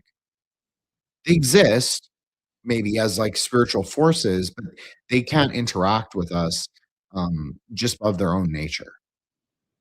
So we perform the rituals, or Taoists or Buddhists or whomever perform the rituals so then they can intercede on our behalf if they so choose.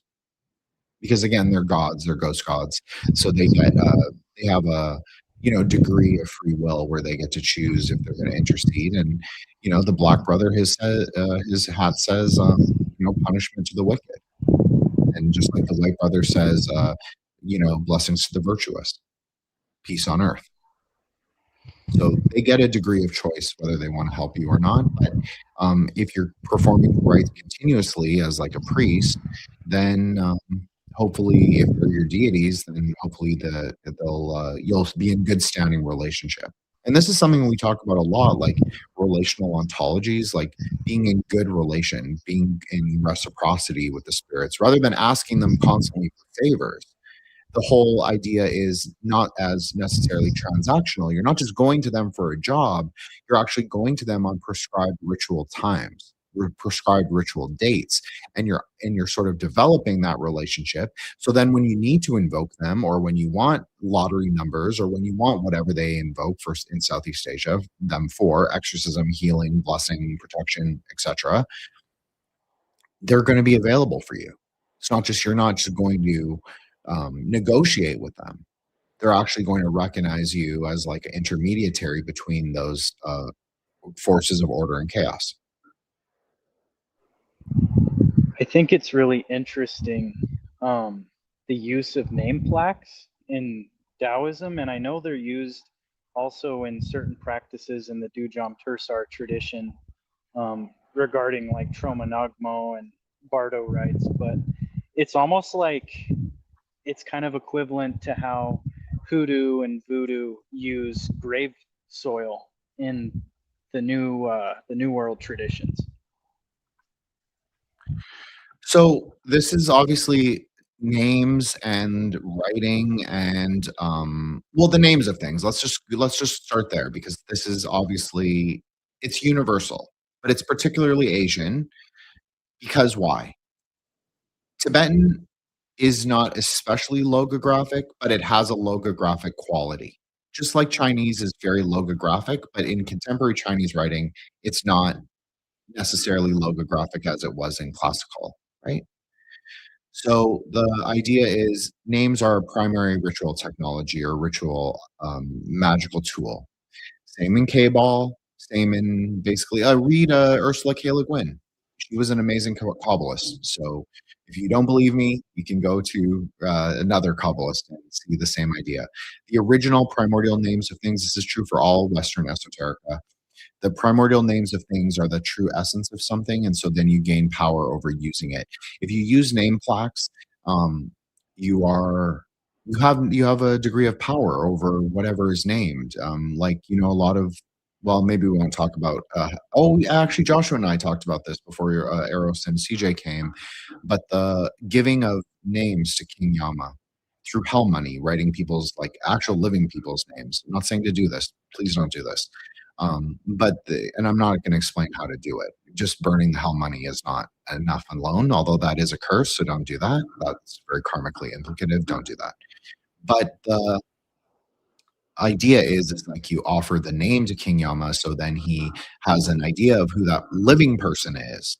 So then it actually allows the hell cops to then, or whomever the hell forces, to then treat them as an adversarial figure, as a sort of like a wayward ghost that needs to be brought back into the underworld. It also it kind of implies that they are a spirit wandering the earthly world.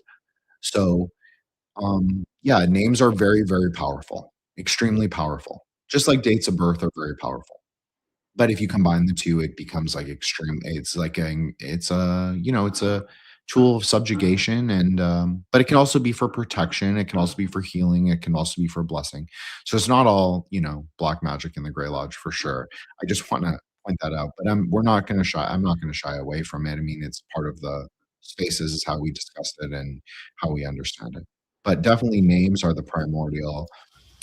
It's the primordial word, if you want to call it, of God, the original divine language. The true name of something is its most essential character.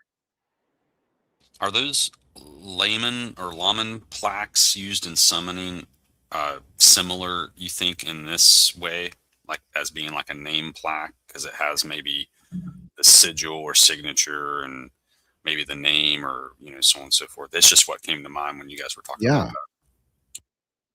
yeah.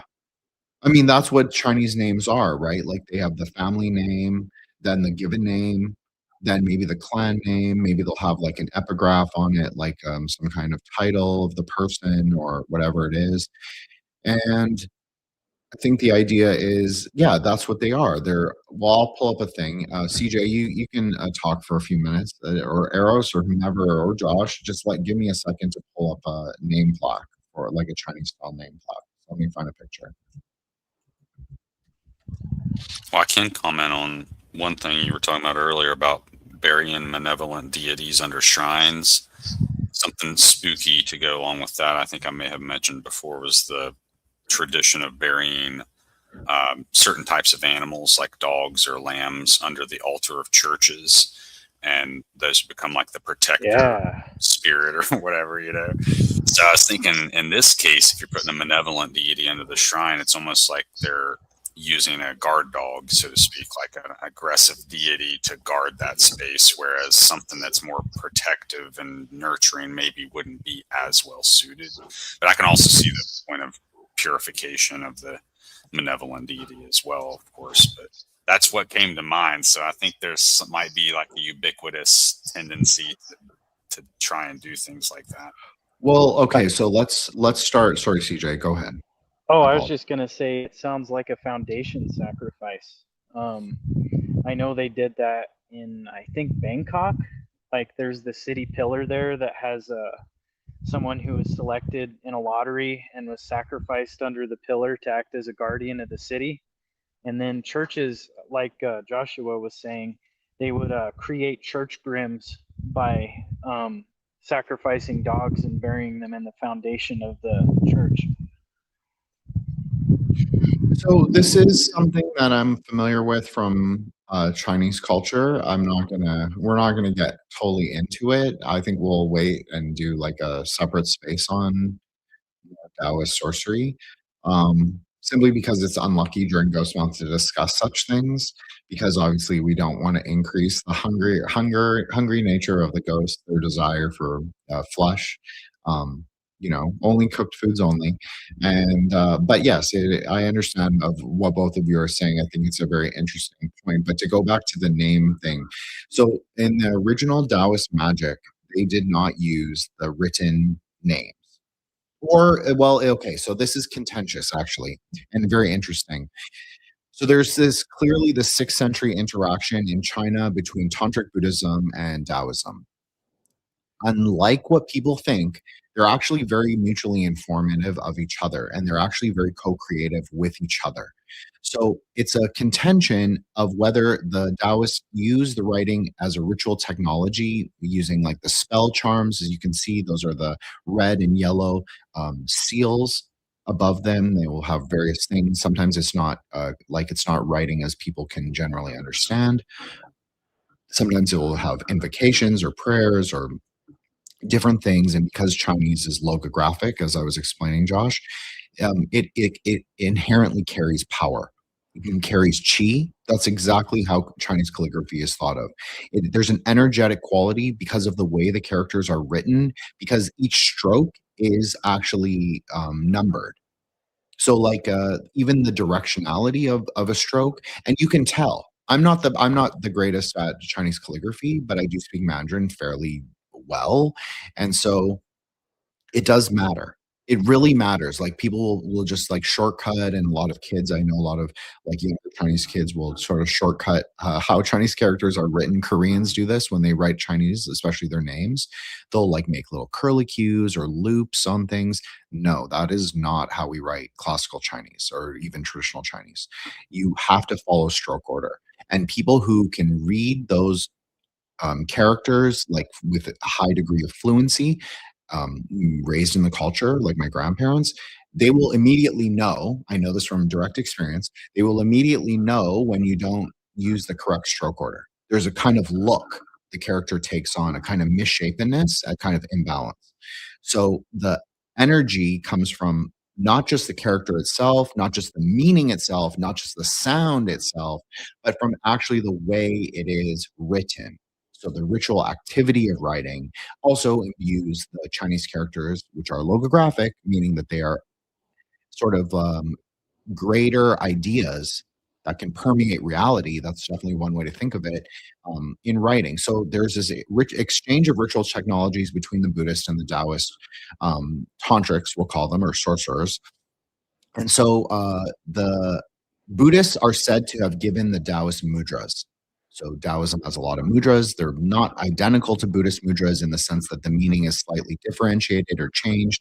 And then, so they have that. And then perhaps the Taoist gave at least the Chinese Buddhists, the Chinese tantrics, like Amoga Vajra and that the whole milieu, which later became all of East Asian Tantra. So very, very seminal, very important. They gave the idea of the logographic scripts using the seals and like the magic charm seals. They gave that over to Buddhism. That's one theory. I'm not against it. I think it's mutually informative. I think there were probably ritual gestures from Taoism, and there were probably written seals using obviously Sanskrit. Already had that, but Sanskrit is not logographic. Like Chinese is logographic, so there's a differentiation in like even the conceptualization of how it interacts with the heavenly and earthly forces. So, oh, Frau Blucher has a great question. Are there people who specialize in that sort of writing? Yes, there are. So, one of the Taoist scripts is called Cloud Script. So, this is something that only Taoist priests can read. Not all Taoist priests can read all different kinds of cloud scripts, and cloud script is not the only one. There's lightning script, there's rain script, there's various ones. Um, Jade Seal script. There's all different sort of each Taoist school would sort of adopt different sigil formulations. And I do have an episode with the Taoist priest, episode 80, Borderland Wanderer. So we talk a little bit about this. So if you're really interested, if anyone's really interested, they can obviously go check out that episode of Threshold Saints. But yes, so people who are masters of calligraphy, which unfortunately has died out to some degree, they will also understand that. Well, there's an old saying about how calligraphy is the same as swordplay. meaning that there's an energetic and spiritual component of cultivation of, and also like like performance, ritual performance of magic, sort of, you could say. So even a calligraphy master, just of conventional non-liturgical calligraphy, they will still be able to imbue characters with power, which is why you will see in martial arts schools or houses, especially like rich people's houses in old times in China, they will always have a placard or multiple placards that sort of exalt the ancestors or exalt the head of the patriarch of the family, or make a word pun, or refer to sort of Chinese poetry, because those kind of things are auspicious, are beneficial, are the increase of good chi, or the, it's not that it increases good chi. I mean, this is something slightly different than the Western idea of magic. The good chi already exists, just like in Tibetan Buddhism. The yang already exists in the world. It's carried on the winds. There's no increase or decrease. But what there is sort of like fate and karma, and like this complicated way of understanding the spiritual forces of heaven and earth and how they interact. So there's ways to invoke the good energies to flow through the house, like feng shui, like feng shui, as people call it, feng shui, if you're really Canto. Anyways, that is to increase the flow of life force, vital energies, good, positive, auspicious, beneficial energies to give vitality and sort of blessing to the family. But then there are also like negative energies that can cause the downfall of fortunes, the decrease of familial lineages, all of that. So the whole point is to like build up as much auspiciousness, as much good energy as possible, while not doing things that are considered unvirtuous. So those things that could be detrimental karmically, or upset the spirits, or upset the gods, or upset heaven. That's more of the understanding, upset heaven, upset the balance at least. So those things would be very detrimental. So you want to increase the yang, or the yang, right? Like you want to increase the vital energies, the flow of them into your life, rather than truncate them. So that's the idea of like why you would perform like swordplay or calligraphy. Those things also increase vital energies in your body. And so when you put them on like a placard, that's supposed to generate the chi around it. Not just by itself as like a kind of sympathetic magic, although that is true to a degree, but the magic is really, as I always say, in your own consciousness. It's when you like walk through the threshold of one of those old Chinese houses, like this is a perfect example, this temple right here. You can see there's the way you walk into the temple is through the courtyard, the inner temple. So when you're passing through the gateway, and there's like a placard with like Chinese poetry or some kind of like, blessing on the house, you're reading that. So you're the one who's then invoking those vital energies that you carry with you on your breath and your consciousness into that house as well. So it's much more dynamic. It's much more focused on the dynamic. I know Eros would call it like like bringing the heavenly order into the home. Whereas like ghost rituals and ghost gods and ghost worship tends to be about uh, pushing things away, meaning like you are exercising negative forces, not necessarily the spiritual bodies themselves, but the negativity that's associated with them, because ghosts inherently bring negative energy with them. Not negative energy as in like evil per se, but it's yin energy. It's the subtle force. It's the lunar force. It's the force of the darkness of the sky. It's not it's not inherently evil, but it's detriment. It's not vital. It's kind of the opposite. It's subtle. So it's of the realm of dreams and the waters and coldness. It's not really meant for humanity. We're supposed to inhabit the fiery yang energies. So Can I ask a follow-up question regarding the writing? sure, of So, course. so to that point, that the question she was asking, like if people were specialized in that. So, like if I needed to get a document or something official, like, or is that only done in certain ways like that, for instance. So like you'd have to go to like a notary type person to sign it. Because I remember once before we talked about also like was it kanji, or maybe that's the wrong word. Yeah. People get like seals or whatever. Same oh yeah, thing. yeah, okay. So then you have to get a signature or something. So is that maybe one way to look at it? Like it's like very official, or So everybody in ancient China and also in Japan, contemporary Japan to this day, will carry what we would call in colloquial English a chop, CHOP. So that is your name written in a specific way in a square, and it is like a stamp. And that is your official seal. Like that is your official signature. Like you can't sign Japanese documents, and in China you also have a chop. Like you have to have one. It's part of like your identity. So you'll have a chop with your name engraved on it, and traditionally this is like your identity card. And even in like ancient China, like all the way back to like Song Dynasty, Tang Dynasty, older Han Dynasty, like 3rd century BC maybe. So yeah, basically your chop, which is your name written in a specific script within a square that is then sealed on official documents, that is sort of like, well, this is the thing. This is a common trope in Chinese wuxia literature, like the heroic swordplay literature, is that some rebels or some evil faction or some evil eunuch will steal the chop of the king, the seal, the name seal of the king, so they'll be able to sign the official documents and send them out to all the governors of the provinces. So but they'll look official because they are official, because you can't deny an order that has the mark of the king, the seal of the king that has his name on it, right? So in a way it goes back to what you were asking, Joshua, about like the name placards and like how to invoke the spirits.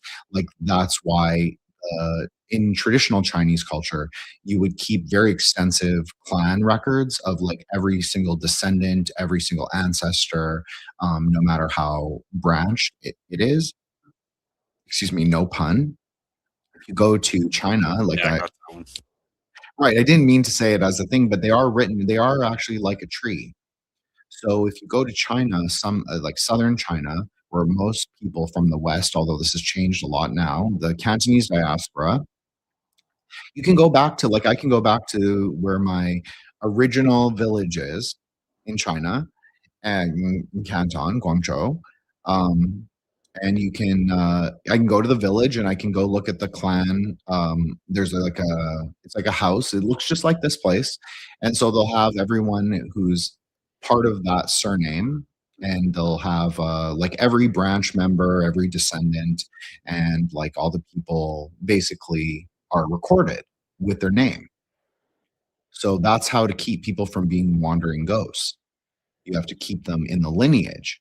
Obviously, this is imperfect process because it's the world and it's samsaric. So things get lost. People forget their names. People forget their ancestors. It is what it is. Displacement, war. It just is what it is. So, but yeah, this is definitely the name chop is very important, especially historically.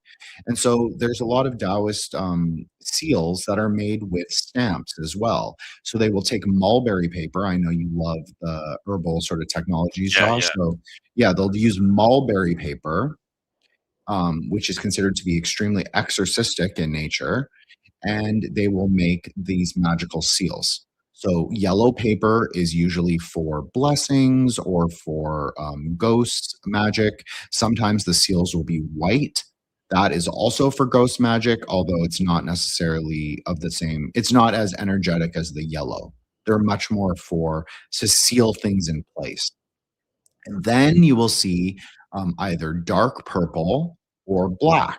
So when it's dark purple, the script on it will be black. When it is black, the script will be red.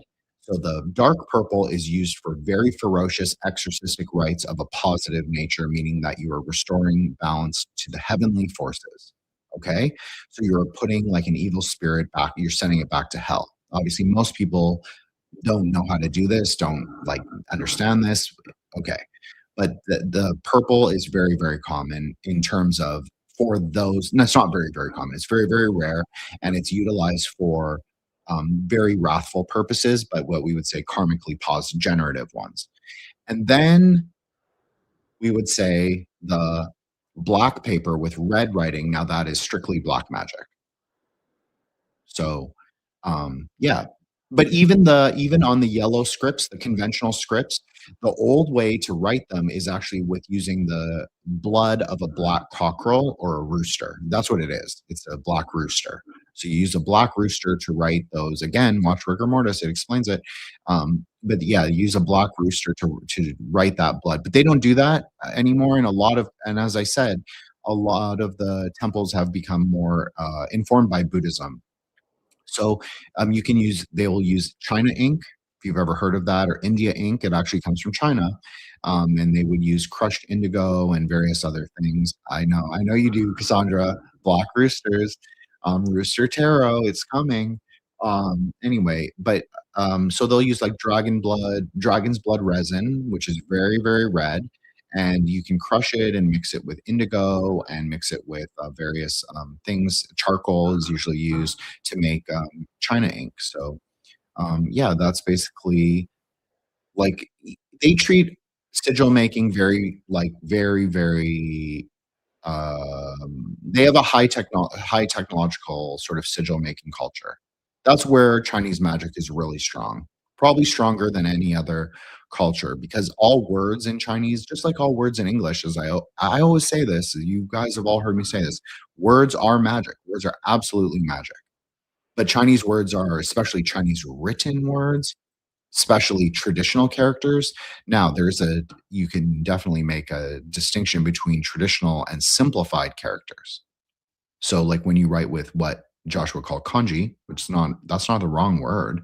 That's exactly what Chinese characters are. That's what kanji means. It's referring to written Chinese characters, traditional characters. In Mandarin, we call it Hanzi. So it's the exact same. It's written in the same way. We just pronounce it Hanzi. That's the original name. So, but if you write in traditional characters, it carries with it the yang, or if you want to use a Tibetan word, the energetic force. If you write it in simplified, it doesn't have the same meaning, it doesn't have the same power quality. I'm not saying it does nothing. I just think that the traditional character is a lot more powerful. So, Well, and I actually wanted to ask you one more question about the Sure. language. Sorry, I keep dragging it out. No. But so in King Yama's world, then are all these documents going to have like what the old people would recognize as like that? Would it be in that old style, or his little scribe there off to the side, would like he be writing in that same style? Is that like mimicking something that heavenly, or I guess is that, I don't know if I'm asking the question properly, but is that like a mirror of sorts? So there is this is a really interesting question. I'm obviously I'm glad that all of you joined me, but it's a great question in general. Is that there's a heavenly book. So there's a heavenly book of karma. As I said, depending on your kind of cosmology or worldview, heaven can be ruled by the Jade Emperor, but he's just the figurehead. Even in the Taoist cosmology, he's subordinated to Buddha. Buddha's higher. So people have to reconcile that in their own minds. I know, complicated. It's not like clearly black and white. There is like a continuum rather than a fixed sort of cosmological structure, but you can just say the Buddha's higher, because the Buddha is obviously ontological and the Jade Emperor is cosmological. It's a very easy way to sort of distinguish them. Okay, but so yeah, there is a heavenly book of karma, but you only can get there in China, at least in Taoist terms, if you become a god. And then by God, I'm not talking about like Norse gods or like the Vedic gods or any of those, like what people popularly think of gods. It's like again, it's heavenly bureaucracy. You can be a god of something like so inane, like you can be like literally the god of like the door of a stable. People are familiar with the Journey to the West, Sandy. So the sand demon, he originally was the god who guarded some pillar, some door in the heavenly or celestial stables.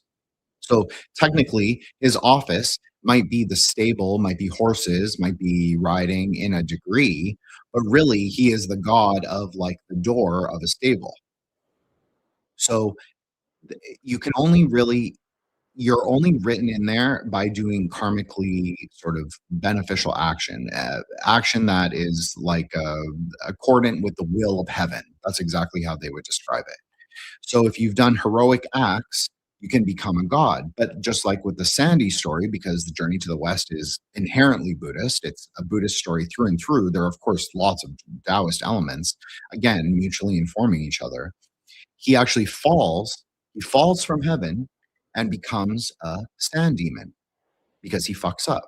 That's basically the story. So this is clearly a Buddhist parable, exactly how like we would think of it in Buddhism. A deva can fall very easily. It's not that hard. You're utilizing all your good karma to be a deva. So unless you're seriously cultivating in heaven, and if you are seriously cultivating, you're not engaged with the world of man at all. This is obviously how like a Chinese or Buddhist cosmological structure works. It's not necessarily how like neo-pagans or pagans or anyone really thinks of deities. It's very different. So some gods in heaven actually don't exist in the minds of man at all. They're just like immortals that live there.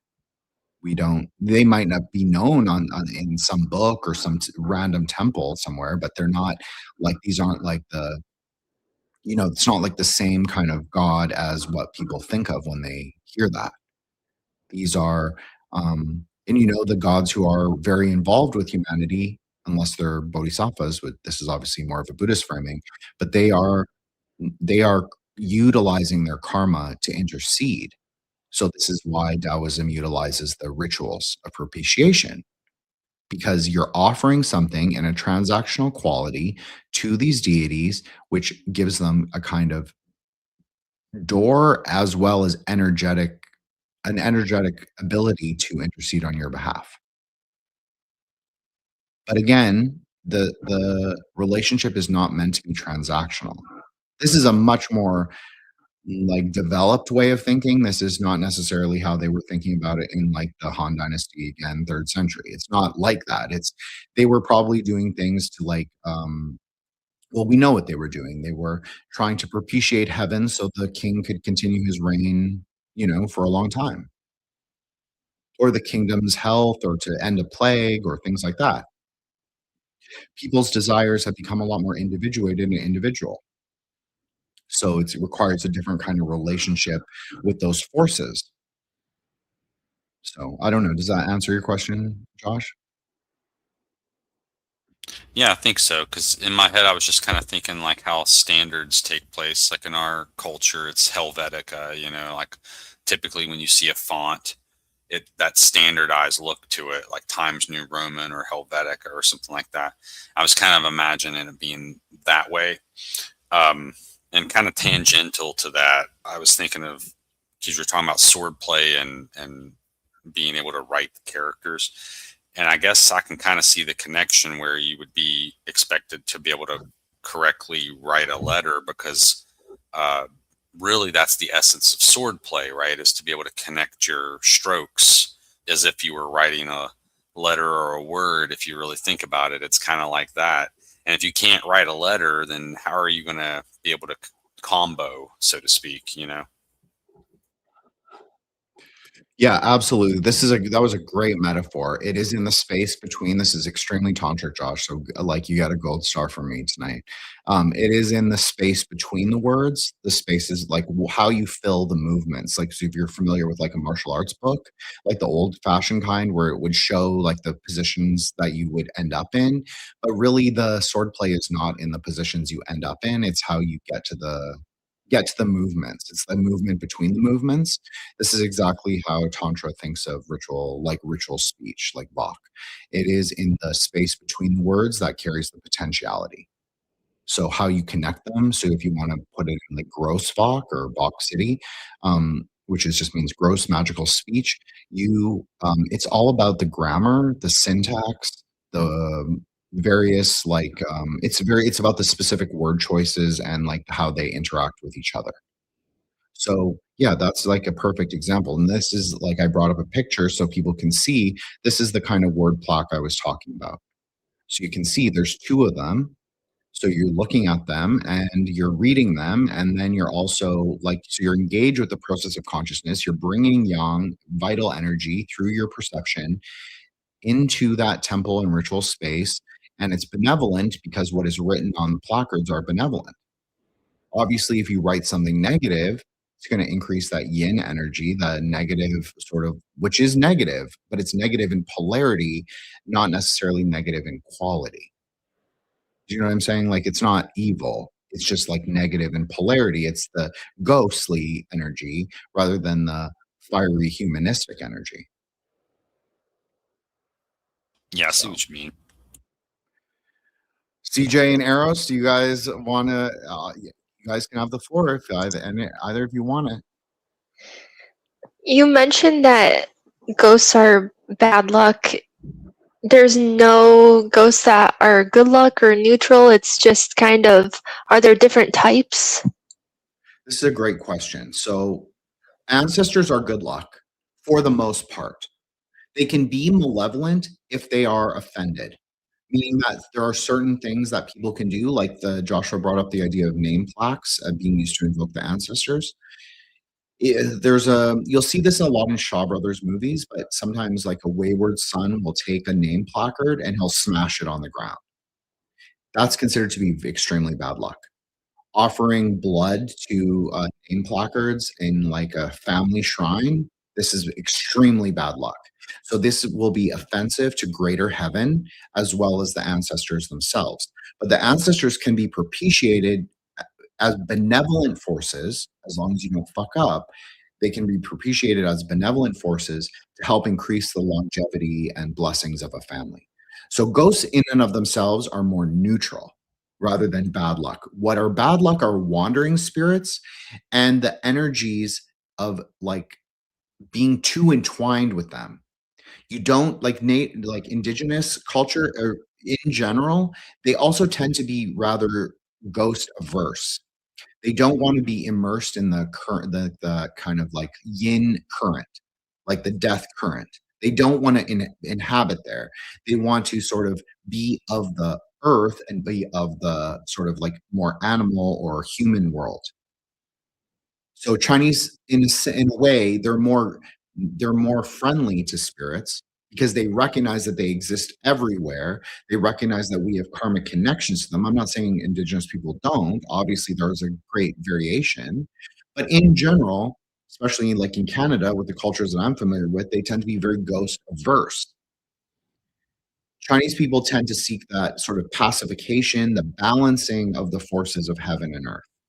So it's not that ghosts are necessarily bad, they're not bad, but it's how much are you entwined with them. Like in the space on Thai magic, on speculative anthropologies of I forgot, Lurcy, we call it Lurcy. We talked a lot about this, like even in a lot of the Buddhist magicians, the Buddhist Lurcies, they do not engage with ghosts. This is not always true, but this is sort of the primordial understanding of like the division between a lay Lurcy and like a monk, is that the monk will not inherently deal with the ghost gods or deal with spirits of ghosts, whereas a lay Lurcy will. Same idea. The Taoist, the wandering master of rites, who wears the yellow robe, he will deal with the ghosts, but he's also engaged with the heavenly forces, meaning like his personal gods or the gods he worships or Buddhism or whatever it is. So he's cultivating higher force, higher energies to balance out the ghostly energies. This is what is the primary concern. If you want to say that there's a primary concern. Now, most people who are just like going to the Taoist temple and doing like the ancestor offerings like twice a year and doing tomb sweeping and all that, they're just trying to get passive merit in Buddhism. They're trying to fill their merit bar, which is sort of like Joshua and I were talking about it. Like, what would it be like? Well, it's kind of like mana, but it's also kind of like spirit and intellect. Merit can increase very quickly. Karma increases very slowly, and you can easily damage that. So you can easily decrease that bar as well. Merit increases very quickly, but even when you have a maxed out merit bar, it only gives you like a little teeny sliver of karma. So is So it you- like a repeatable quest in a game or Yeah. something? Yeah, it's a habitual activity. So that's what like propitiation during the ghost month is. It's like you're performing the ritual activity for the ancestors to sort of gain what I'm going to call a karmic benefit, but it's not really, it's meritorious benefit. You're doing it to sort of increase your standing with greater heaven, but it's only to a specific degree. And of course, this depends on everyone's karma and their level of virtuousness in the world, right? Like heaven can only, like with the black brother and the white brother, like hey, by Wu Tang, they can only smile. Heaven and like hell can only smile on you as much as you allow. So if you are very, if you're, even gangsters, this is something interesting, is that even gangsters in Chinese cosmology, Taoist cosmology, can be virtuous. Do they adhere to the martial code? Do they adhere to the brotherhood? Do they adhere to like the ethics and sort of practices of that tradition? Then there are like gangsters who are quote unquote ontologically evil. So even though they're gangsters, they're both, you maybe have two sets of gangsters, one is virtuous and the other is not. Well, heaven can smile on the virtuous gangster, but only hell can frown on the evil one. That's a very Chinese way to think about it. Does that answer your question, Eros? It does. Okay, good. Well, but what about like house spirits? Because like in Western tradition, like they're pretty big about that, about like the like house daemon and making offerings to the house daemon and stuff like that. It seems like Eastern tradition does something similar.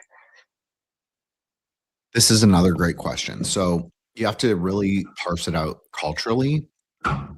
In Japan, they do have I'm forgetting what it's called. I wish Don Lander were here. He could easily tell us. But they have those little girl spirits who are often considered the household ghosts.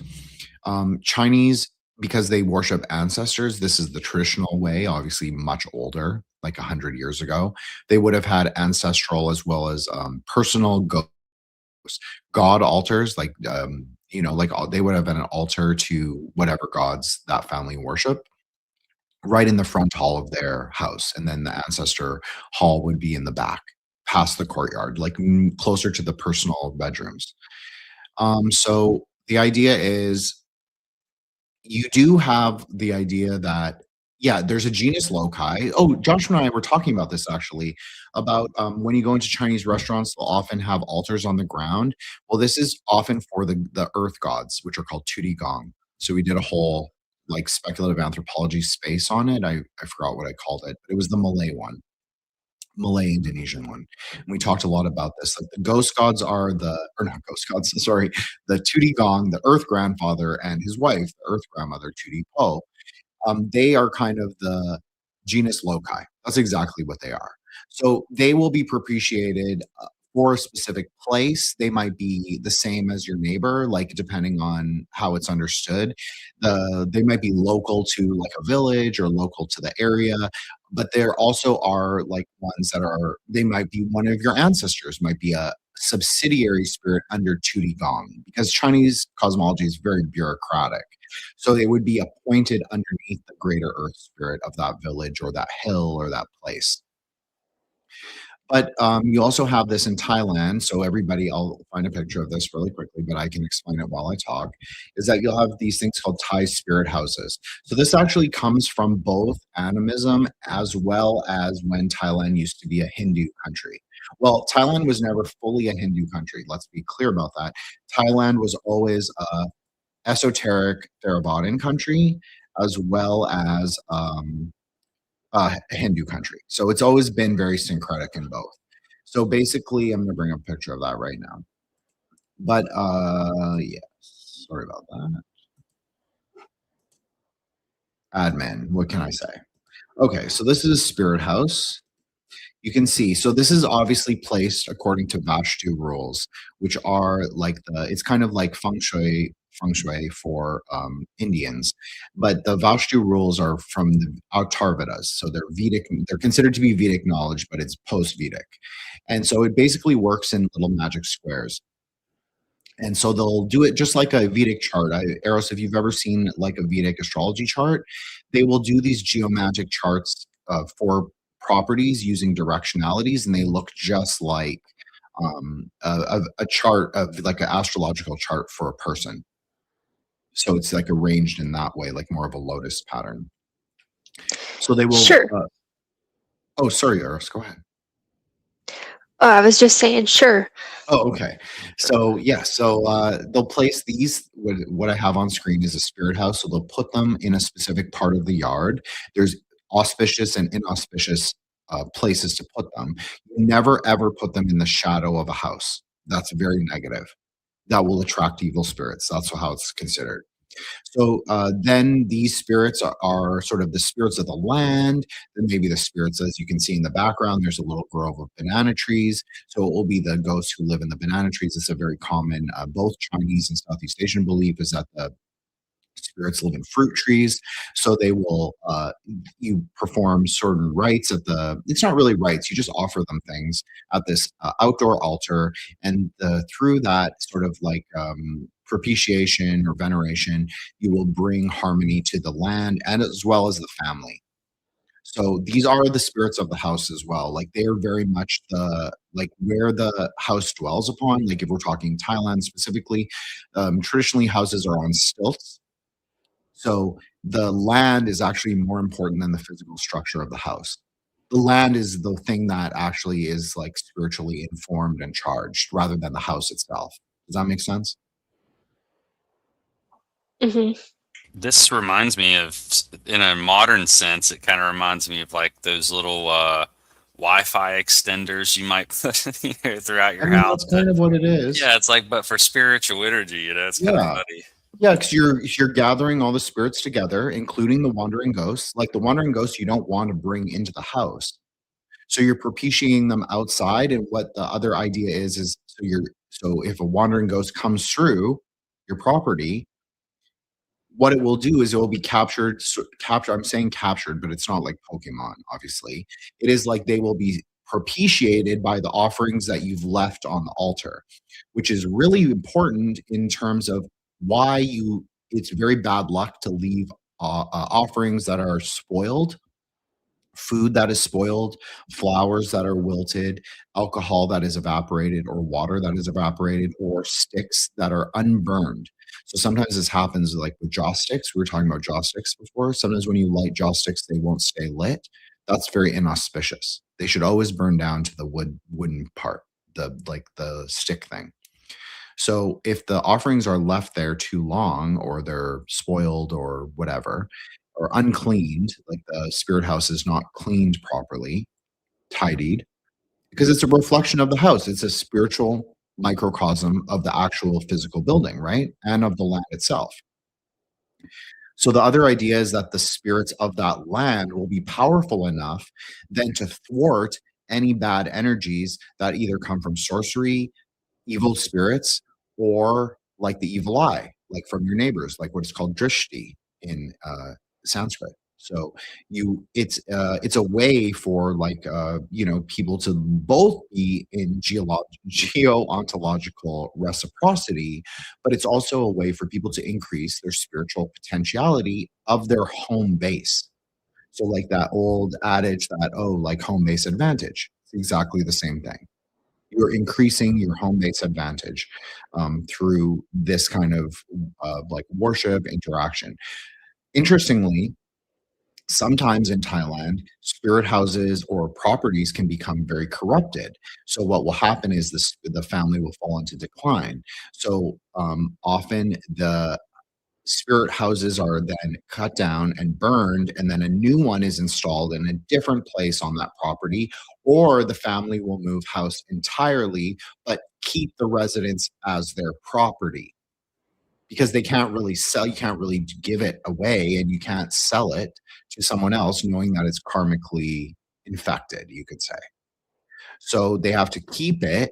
And so what they'll do is they'll just shutter the house It's very common. I know this sounds crazy because it's like like all of our capital usually is in our property here. And this is true to a large degree now in Thailand as well, especially now in modernity.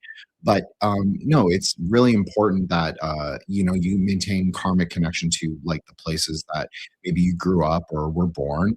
And if they are out of harmony, you have to try and seek a way for them to be brought back into harmony. And you also can't just pass on the karmic implication of them. Like, if they have negative karma, you and your family have to deal with it. That's more of the Thai way to think about it. So, Do you okay, think that CJ. this? Oh, sorry, I Oh, didn't. sorry, Josh. I wanna Okay, let CJ you go can go 'cause it's ahead his because I've turn. talked a Okay. lot. No, I appreciate it. Both of you can have a go. I was just gonna say that I've come across some ritual texts that's, I mean, they're not really using spirit houses, but it's for when you are consecrating your home in like a Vajrayana fashion. You're supposed to leave out specific offerings. You're supposed to address the spirit of the house and kind of make it your friend. And it's visualized in like this really specific way that reminds me of some of like the yak ogres from Thailand. But you give it offerings, and then the spirit of like the hearth, the doorway, it that's kind of the home base for the spirit in a home in like a Tibetan sense. And I've always found the similarities between like Thai spirit houses and those kind of genius loci rituals in Vajrayana to be really interesting. Yeah, so I'm familiar with these in a certain set, like a certain so there's a obviously this is like a much more related to the valley. There's a complex in within Vajrayana, but it's particularly Tibetan of these mountain gods, and they are placed in jars. And because a lot of Tibetan culture, Tibetans can be nomadic, there's a tradition of them being nomadic, so they will carry the jars around to the different seasonal sort of villages or encampments. So I'm familiar with this in the sense of like they're carrying them around, and then they're sort of invoking those like eight. I think there are eight predominant gods, but it's not a fixed number like that. It's very region dependent, and then they obviously have like a tent god or a house god that is like the hearth. It's kind of a hearth god, but I've also read like anthropological texts where the god is actually considered to be like the central pole of the house, like the pillar in the center. That's or the chimney, depends on like the architectural style. Yeah, So yeah, sorry, I've CJ. read those too. No, I've read those too. There's a text that anybody can read. It's up on Kinsey Vision. It's the project that that's just the name of it. It has like a big library of different like really interesting ritual texts and sadhanas and stuff. But they have one specifically addressing like household deities. And before I stumbled on that, I didn't really understand how important that is in like village tantra. So I take a very different you would probably say I take a negative position on this subject. It's not that I'm negative to the house spirit or to the land spirit of where you live. I'm not at all.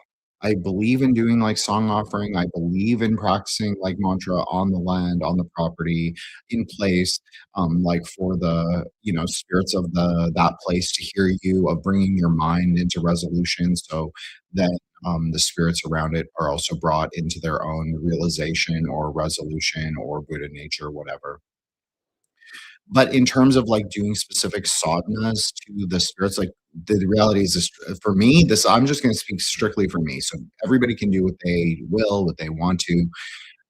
I think of it as it's 2026. Most people have moved houses multiple times. Some people live in apartments. I'm not saying that none of this matters. Obviously, Chinese people live in high rises, especially like Hong Kong. Sort of like go back to like what Eros was saying. In if you watch the Rigor Mortis film from 2012, I can't remember, 2013 maybe. But anyways, you see him. He walked the one guy, the superintendent. He walks into this apartment, which is haunted. We found out later, and he burns three joss sticks in the windowsill. And he's like, I just want to make sure like the ghosts are happy. And so that's pretty much like the whole idea is like just pacification. So I just think like people should focus on their prime. Like for me, I just focus on my primary sadhana, my primary deities. I do not deal with like the specific ghost spirit. I might do Kishrapala, like the land protector, and how they arise in the mandala, because if they're, they exist obviously, and depending on what mandala you practice, you might visualize them as riding like a nine-headed black boar or nine-headed black dog or a nine-headed black bear. Depends on the tanka or depends on the mandala. So that's fine.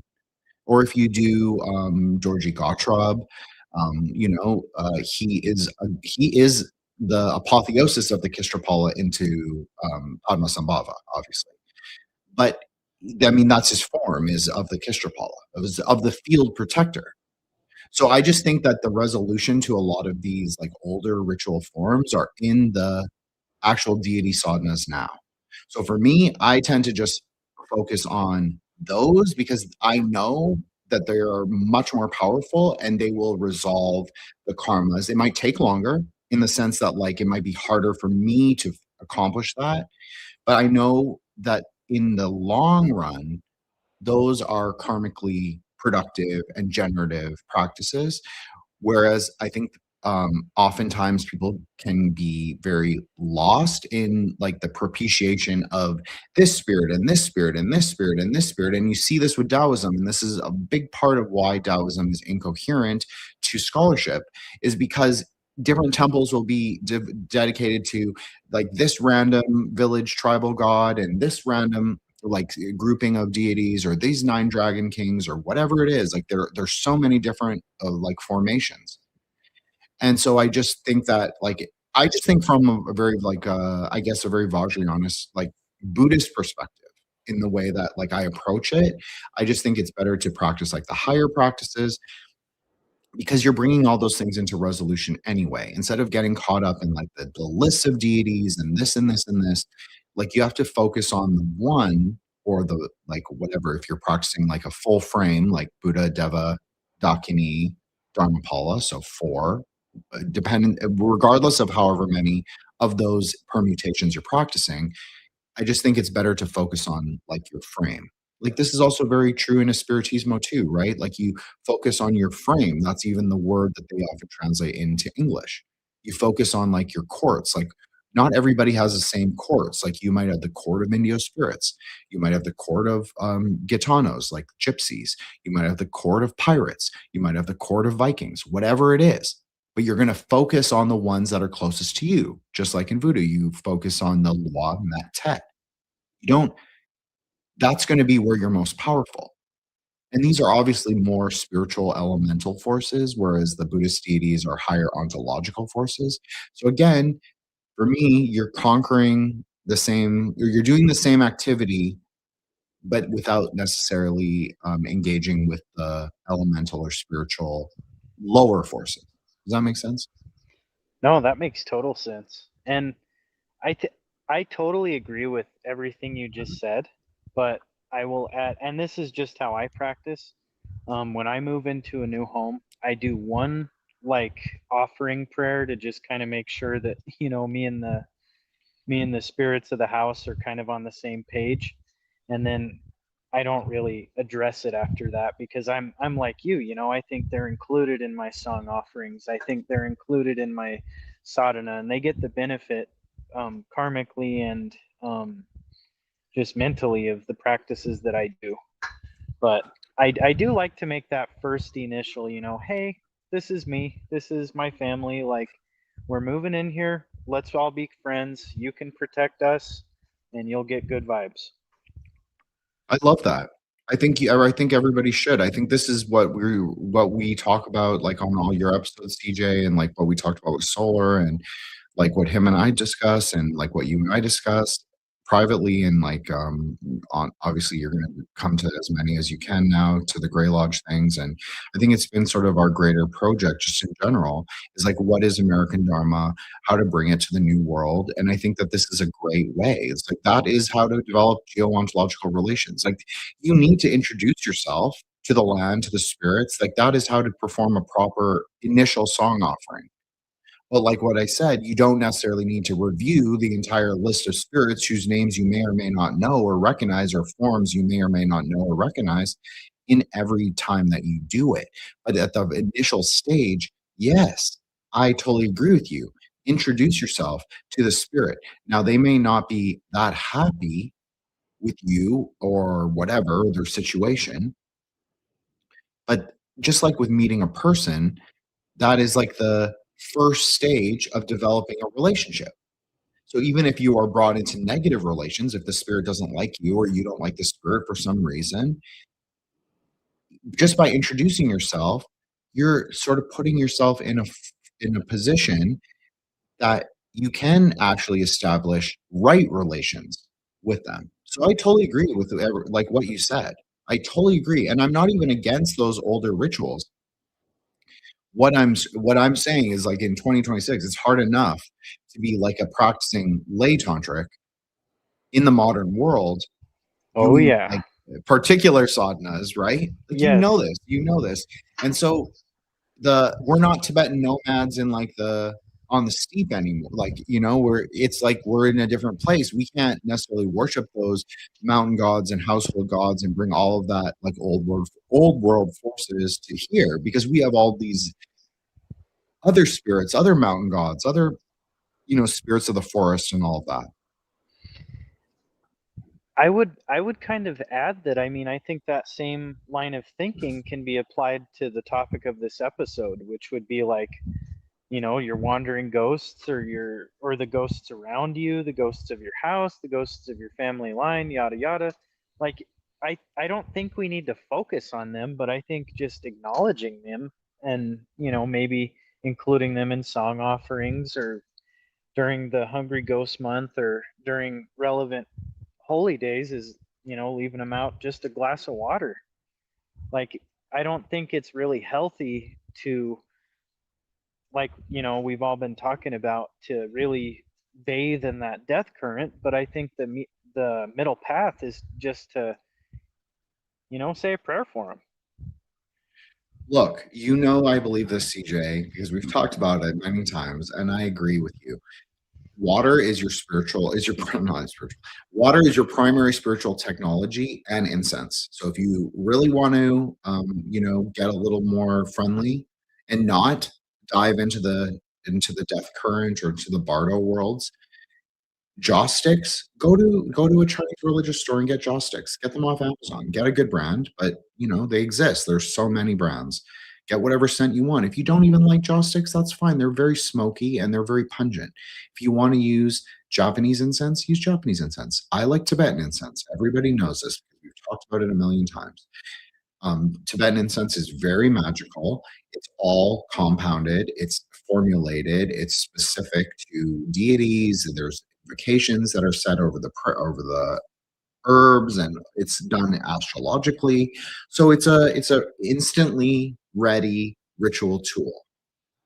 I like joss sticks because I am Chinese. It doesn't bother me. They are quite smoky, and I do have allergies, so I can't really burn them inside that often, but I do once in a while. But in general, I love Tibetan, and I like Japanese incense too. The good Japanese incense, not the daily kind. I don't do the daily Nippon Kodo like matcha scent.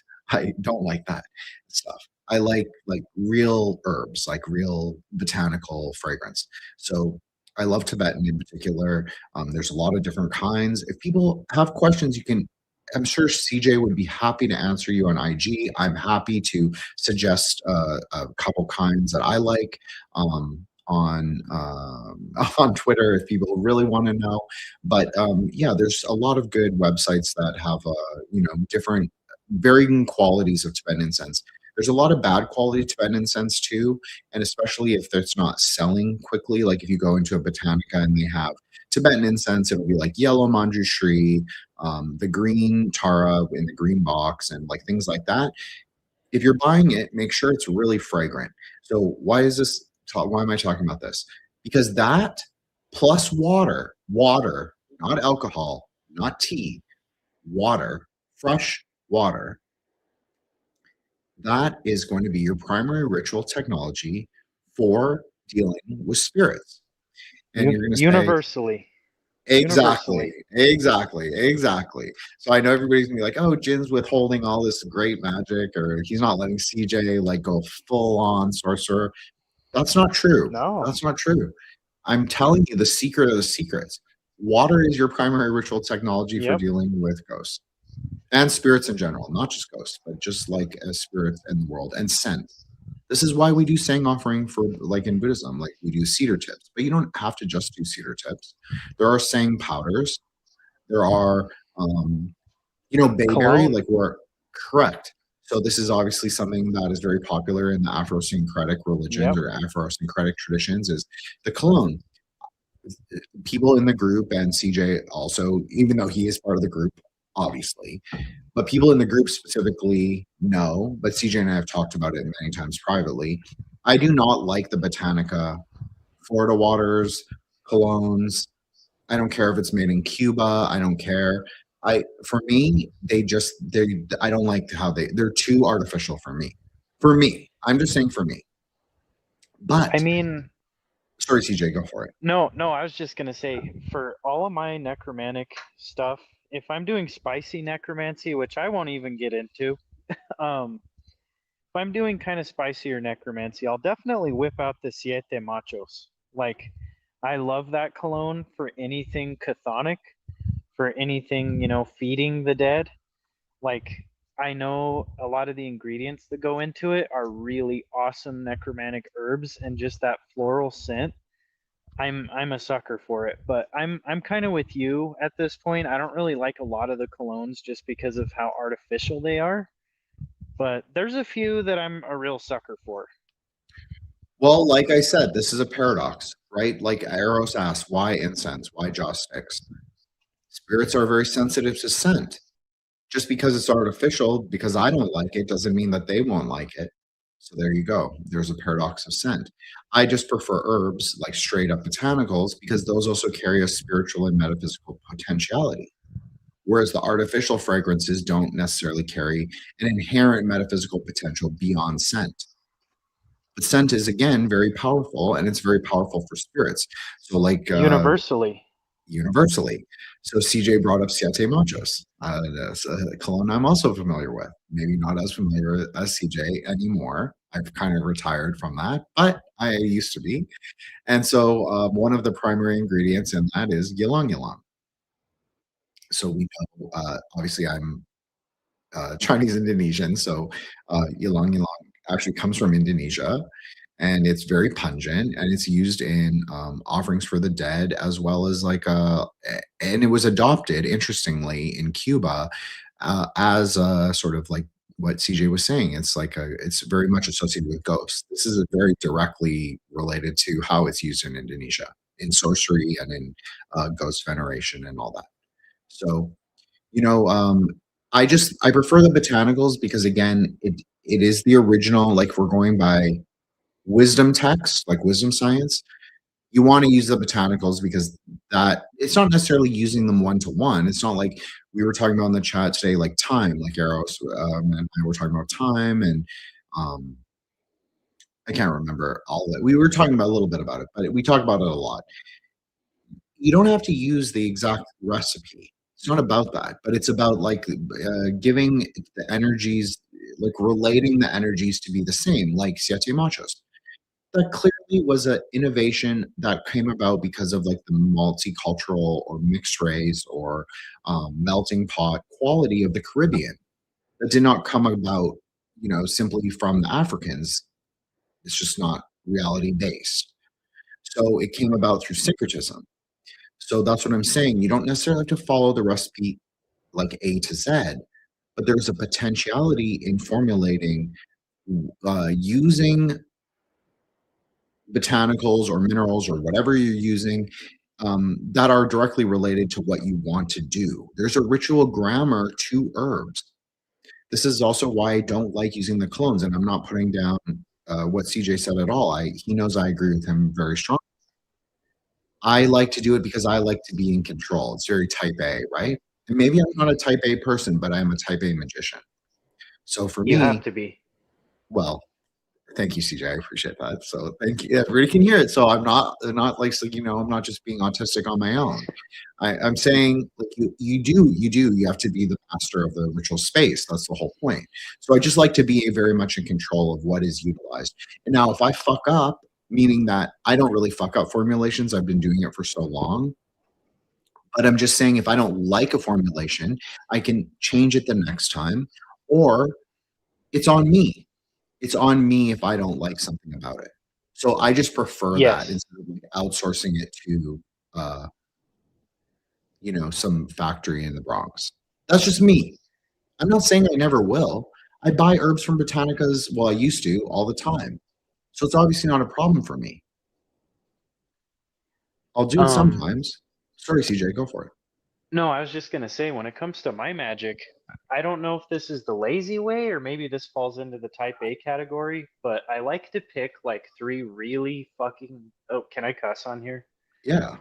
Okay, I like to pick three really fucking kick-ass ingredients, like something with some real kick to it. So an example of that would be like rattlesnakes fangs, or like, and it's not just spooky stuff, but I mean that's just what's coming to mind, or maybe some dried black scorpion. And then I build the spell or the ritual or the amulet around those. I pick these complementary things. Like I have a really big road opening coming up that I've been planning, and I like to plan them out in advance. And so I'm picking things that, will go along with the road opening. So, I mean, you got your Abre Camino, you got your clove, you got your ginger, and all of that is going to be half road opening and half blockbuster. But I think it's all about finding stuff that complements and doesn't like um, kind of throw off your flow of your ingredients. Yeah, totally agree. I've really reduced. I think that this, CJ, because we've talked about it a few times privately and on your episodes. But I've really tried to simplify the way I formulate, like especially if I articulate to other people. Like if I do it for myself, it's one thing, right? Because I have lots of herbs, I have access to lots of herbs. I'm good at formulating. I enjoy formulating. So to do Fun. like right, it's fun. 7 to 9 herbs or 13 even. That's fine for me. I don't have a problem doing that. Now, I have actually simplified my practice like to a great degree where I actually use 3 herb combinations as my primary. I think this is a good practice personally. I'm not being self-aggrandizing, but I think it's a like what you were saying, CJ. I think this is a great practice. I don't necessarily count the like if I do 3 herbs, I'm talking about 3 herbs. That does not mean I don't add a dirt or saltpeter or um Yes. sheds or crab Yes. powder or scorpion or whatever it is, that does not mean I don't add those things. I do. But if I'm counting, I'll count the 3 herbs and then the 2 minerals. That's basically how I formulate now. Well, and the So more herbs you add, the more potential you have to fuck up your flow, I think. I correct. mean, pick some really solid ones that have some kind of relationship with, or you have experience with, and that can work together, like cinnamon. Okay, an easy one is cinnamon, clove, allspice, sassafras.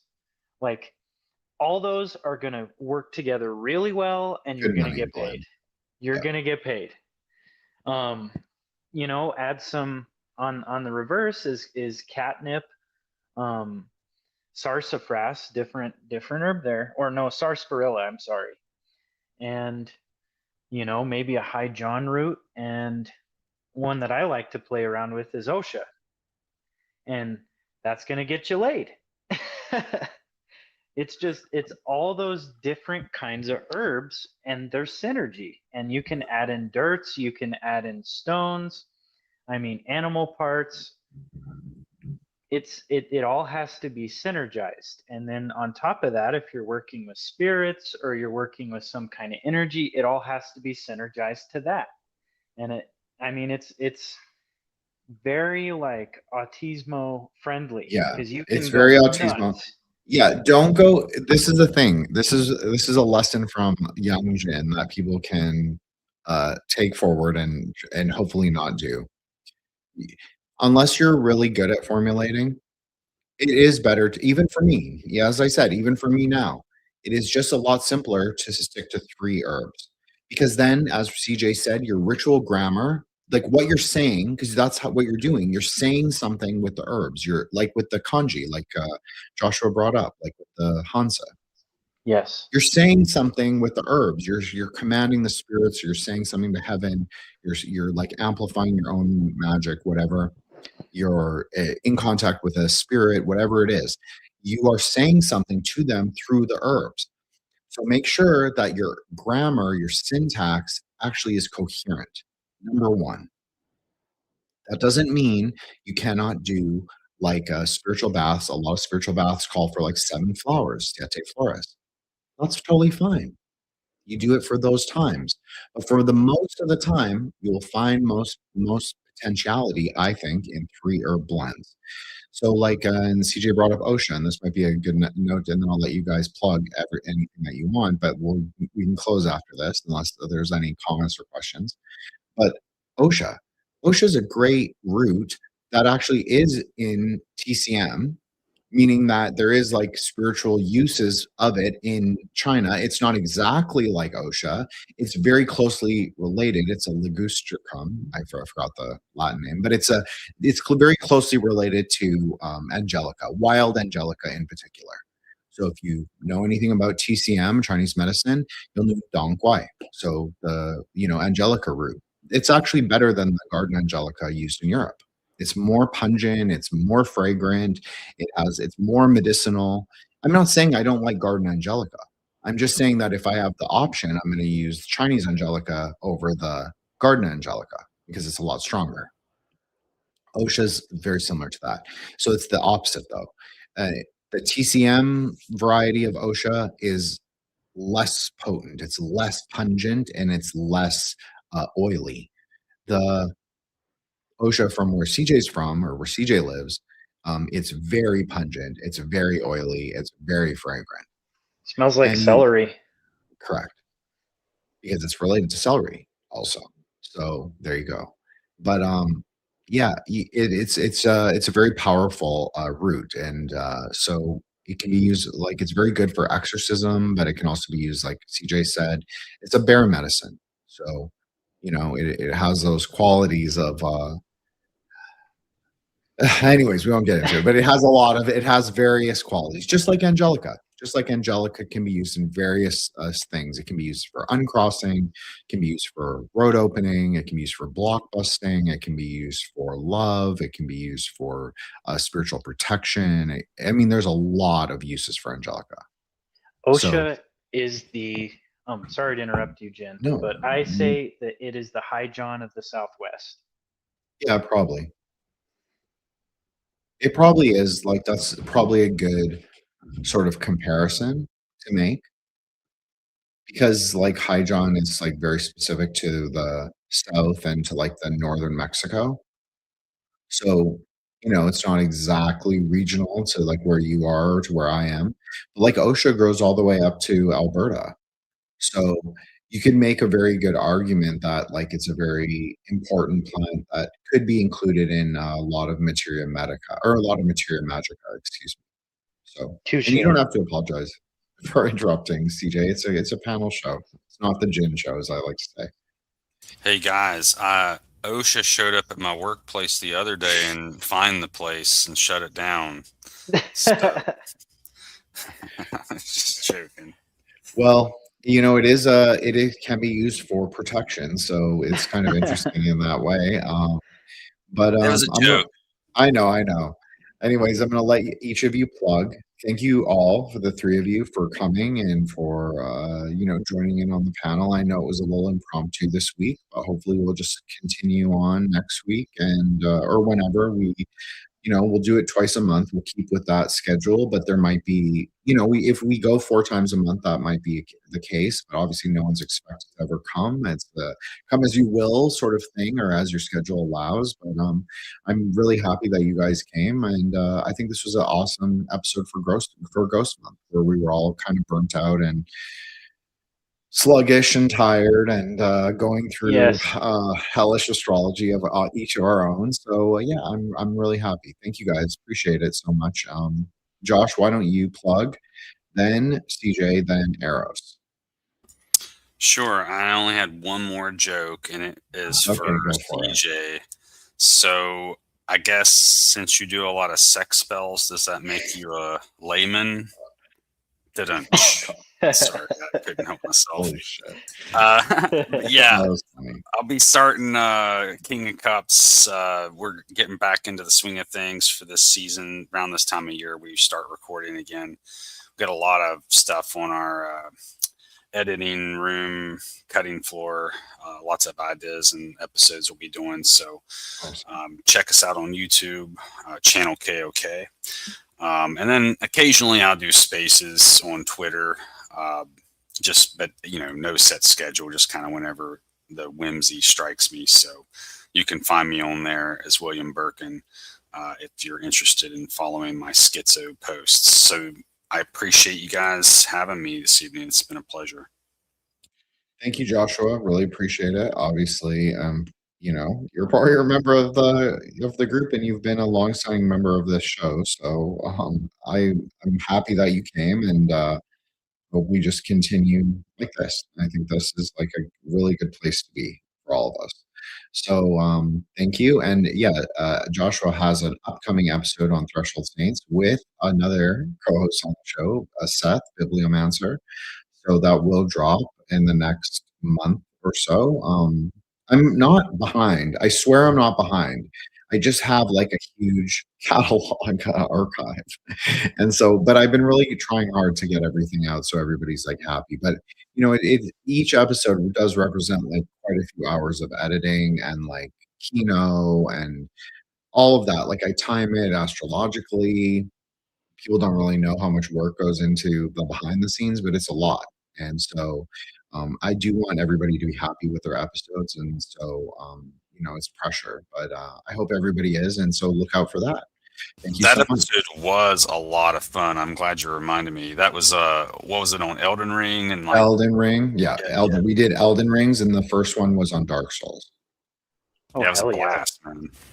Yeah, it was a really fun episode. So I'll have to tackle it when I tackle it. Thank you, Josh. And okay, CJ, go for it.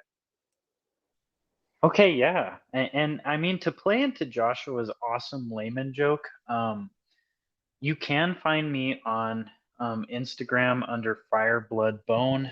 You can also find me on Substack under the same name, Firebloodbone. I have some more podcasts that shall be coming out with some Grey Lodge members here pretty soon. I want to start attending these lives as much as I can. I really enjoy what you're doing, Jen, with all the speculative anthropology series. And I have some really fun oils that I want to come out with, and I'm terrible about this. I'll promise a product and then my ADHD directs me somewhere else, but I do have some plans to get some actual like physical products out there once my life kind of slows down a little bit. So I'd love to have a coyote oil that I could get into people's hands. But yeah, you can find me on those places, and I really appreciate being allowed to come on to the show tonight. Of course, you're a member, and you're my friend, and you've been on Saints quite a few times, and hopefully keep coming back. And I didn't know you had episodes in the can with people from the lodge. That's very curious. I'm very excited to hear that. But yeah, that's awesome. Thank you so much, CJ. Really appreciate it. And obviously, your continued friendship is meaningful to me. So keep coming as you will. And yeah, I do think the speculative anthropology kind of sets us apart. So I'm glad that you're excited for that. And obviously, we're going to do a series on the spirits of America, like Blackhawk and the Indian spirits, and then we're gonna do the Borderland spirits, Our Lady of Guadalupe, and like Teresita, and what's his name, Jesus Malverde, and all of them, like select a grouping of them, and then we're going to do San Mashimon.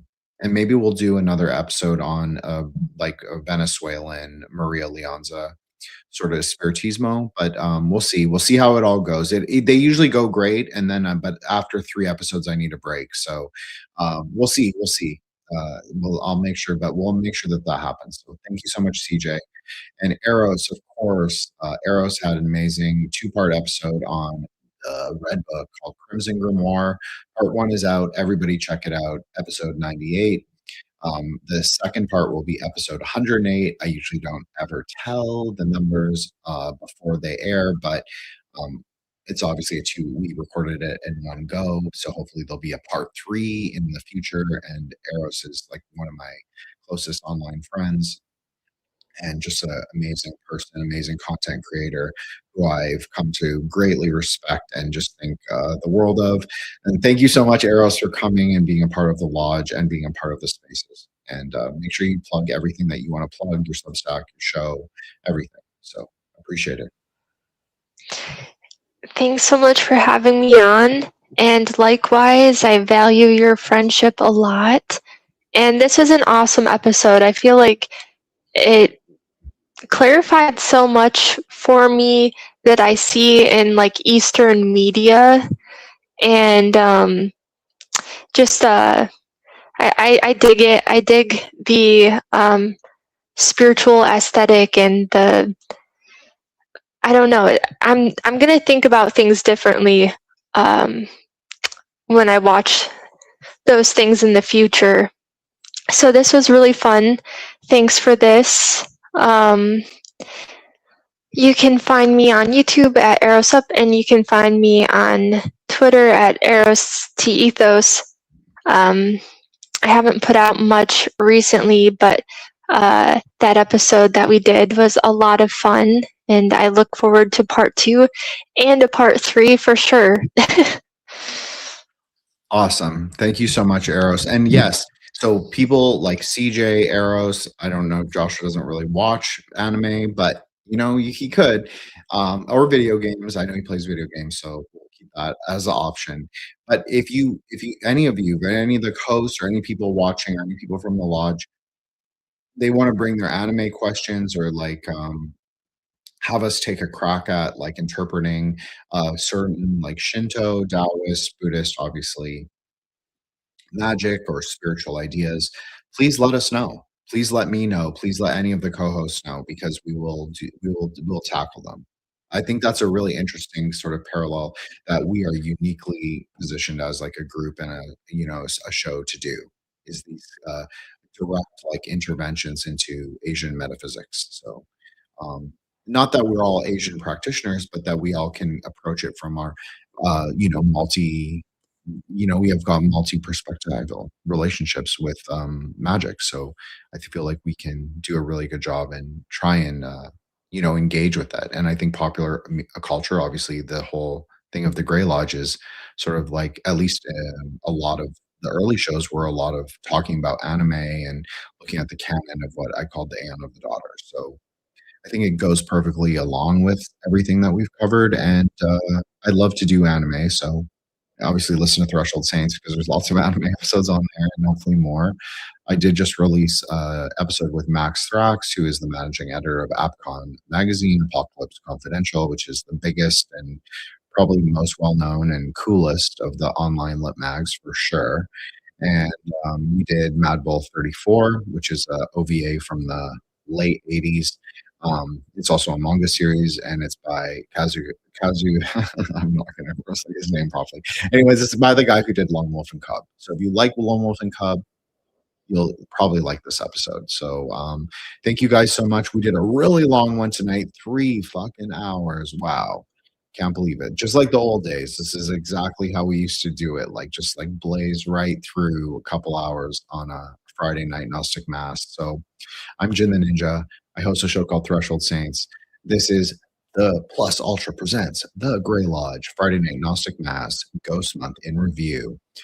Yes, I have to change the keynote as it appeared on this episode, but it won't be because I'm going to change it, obviously, on YouTube.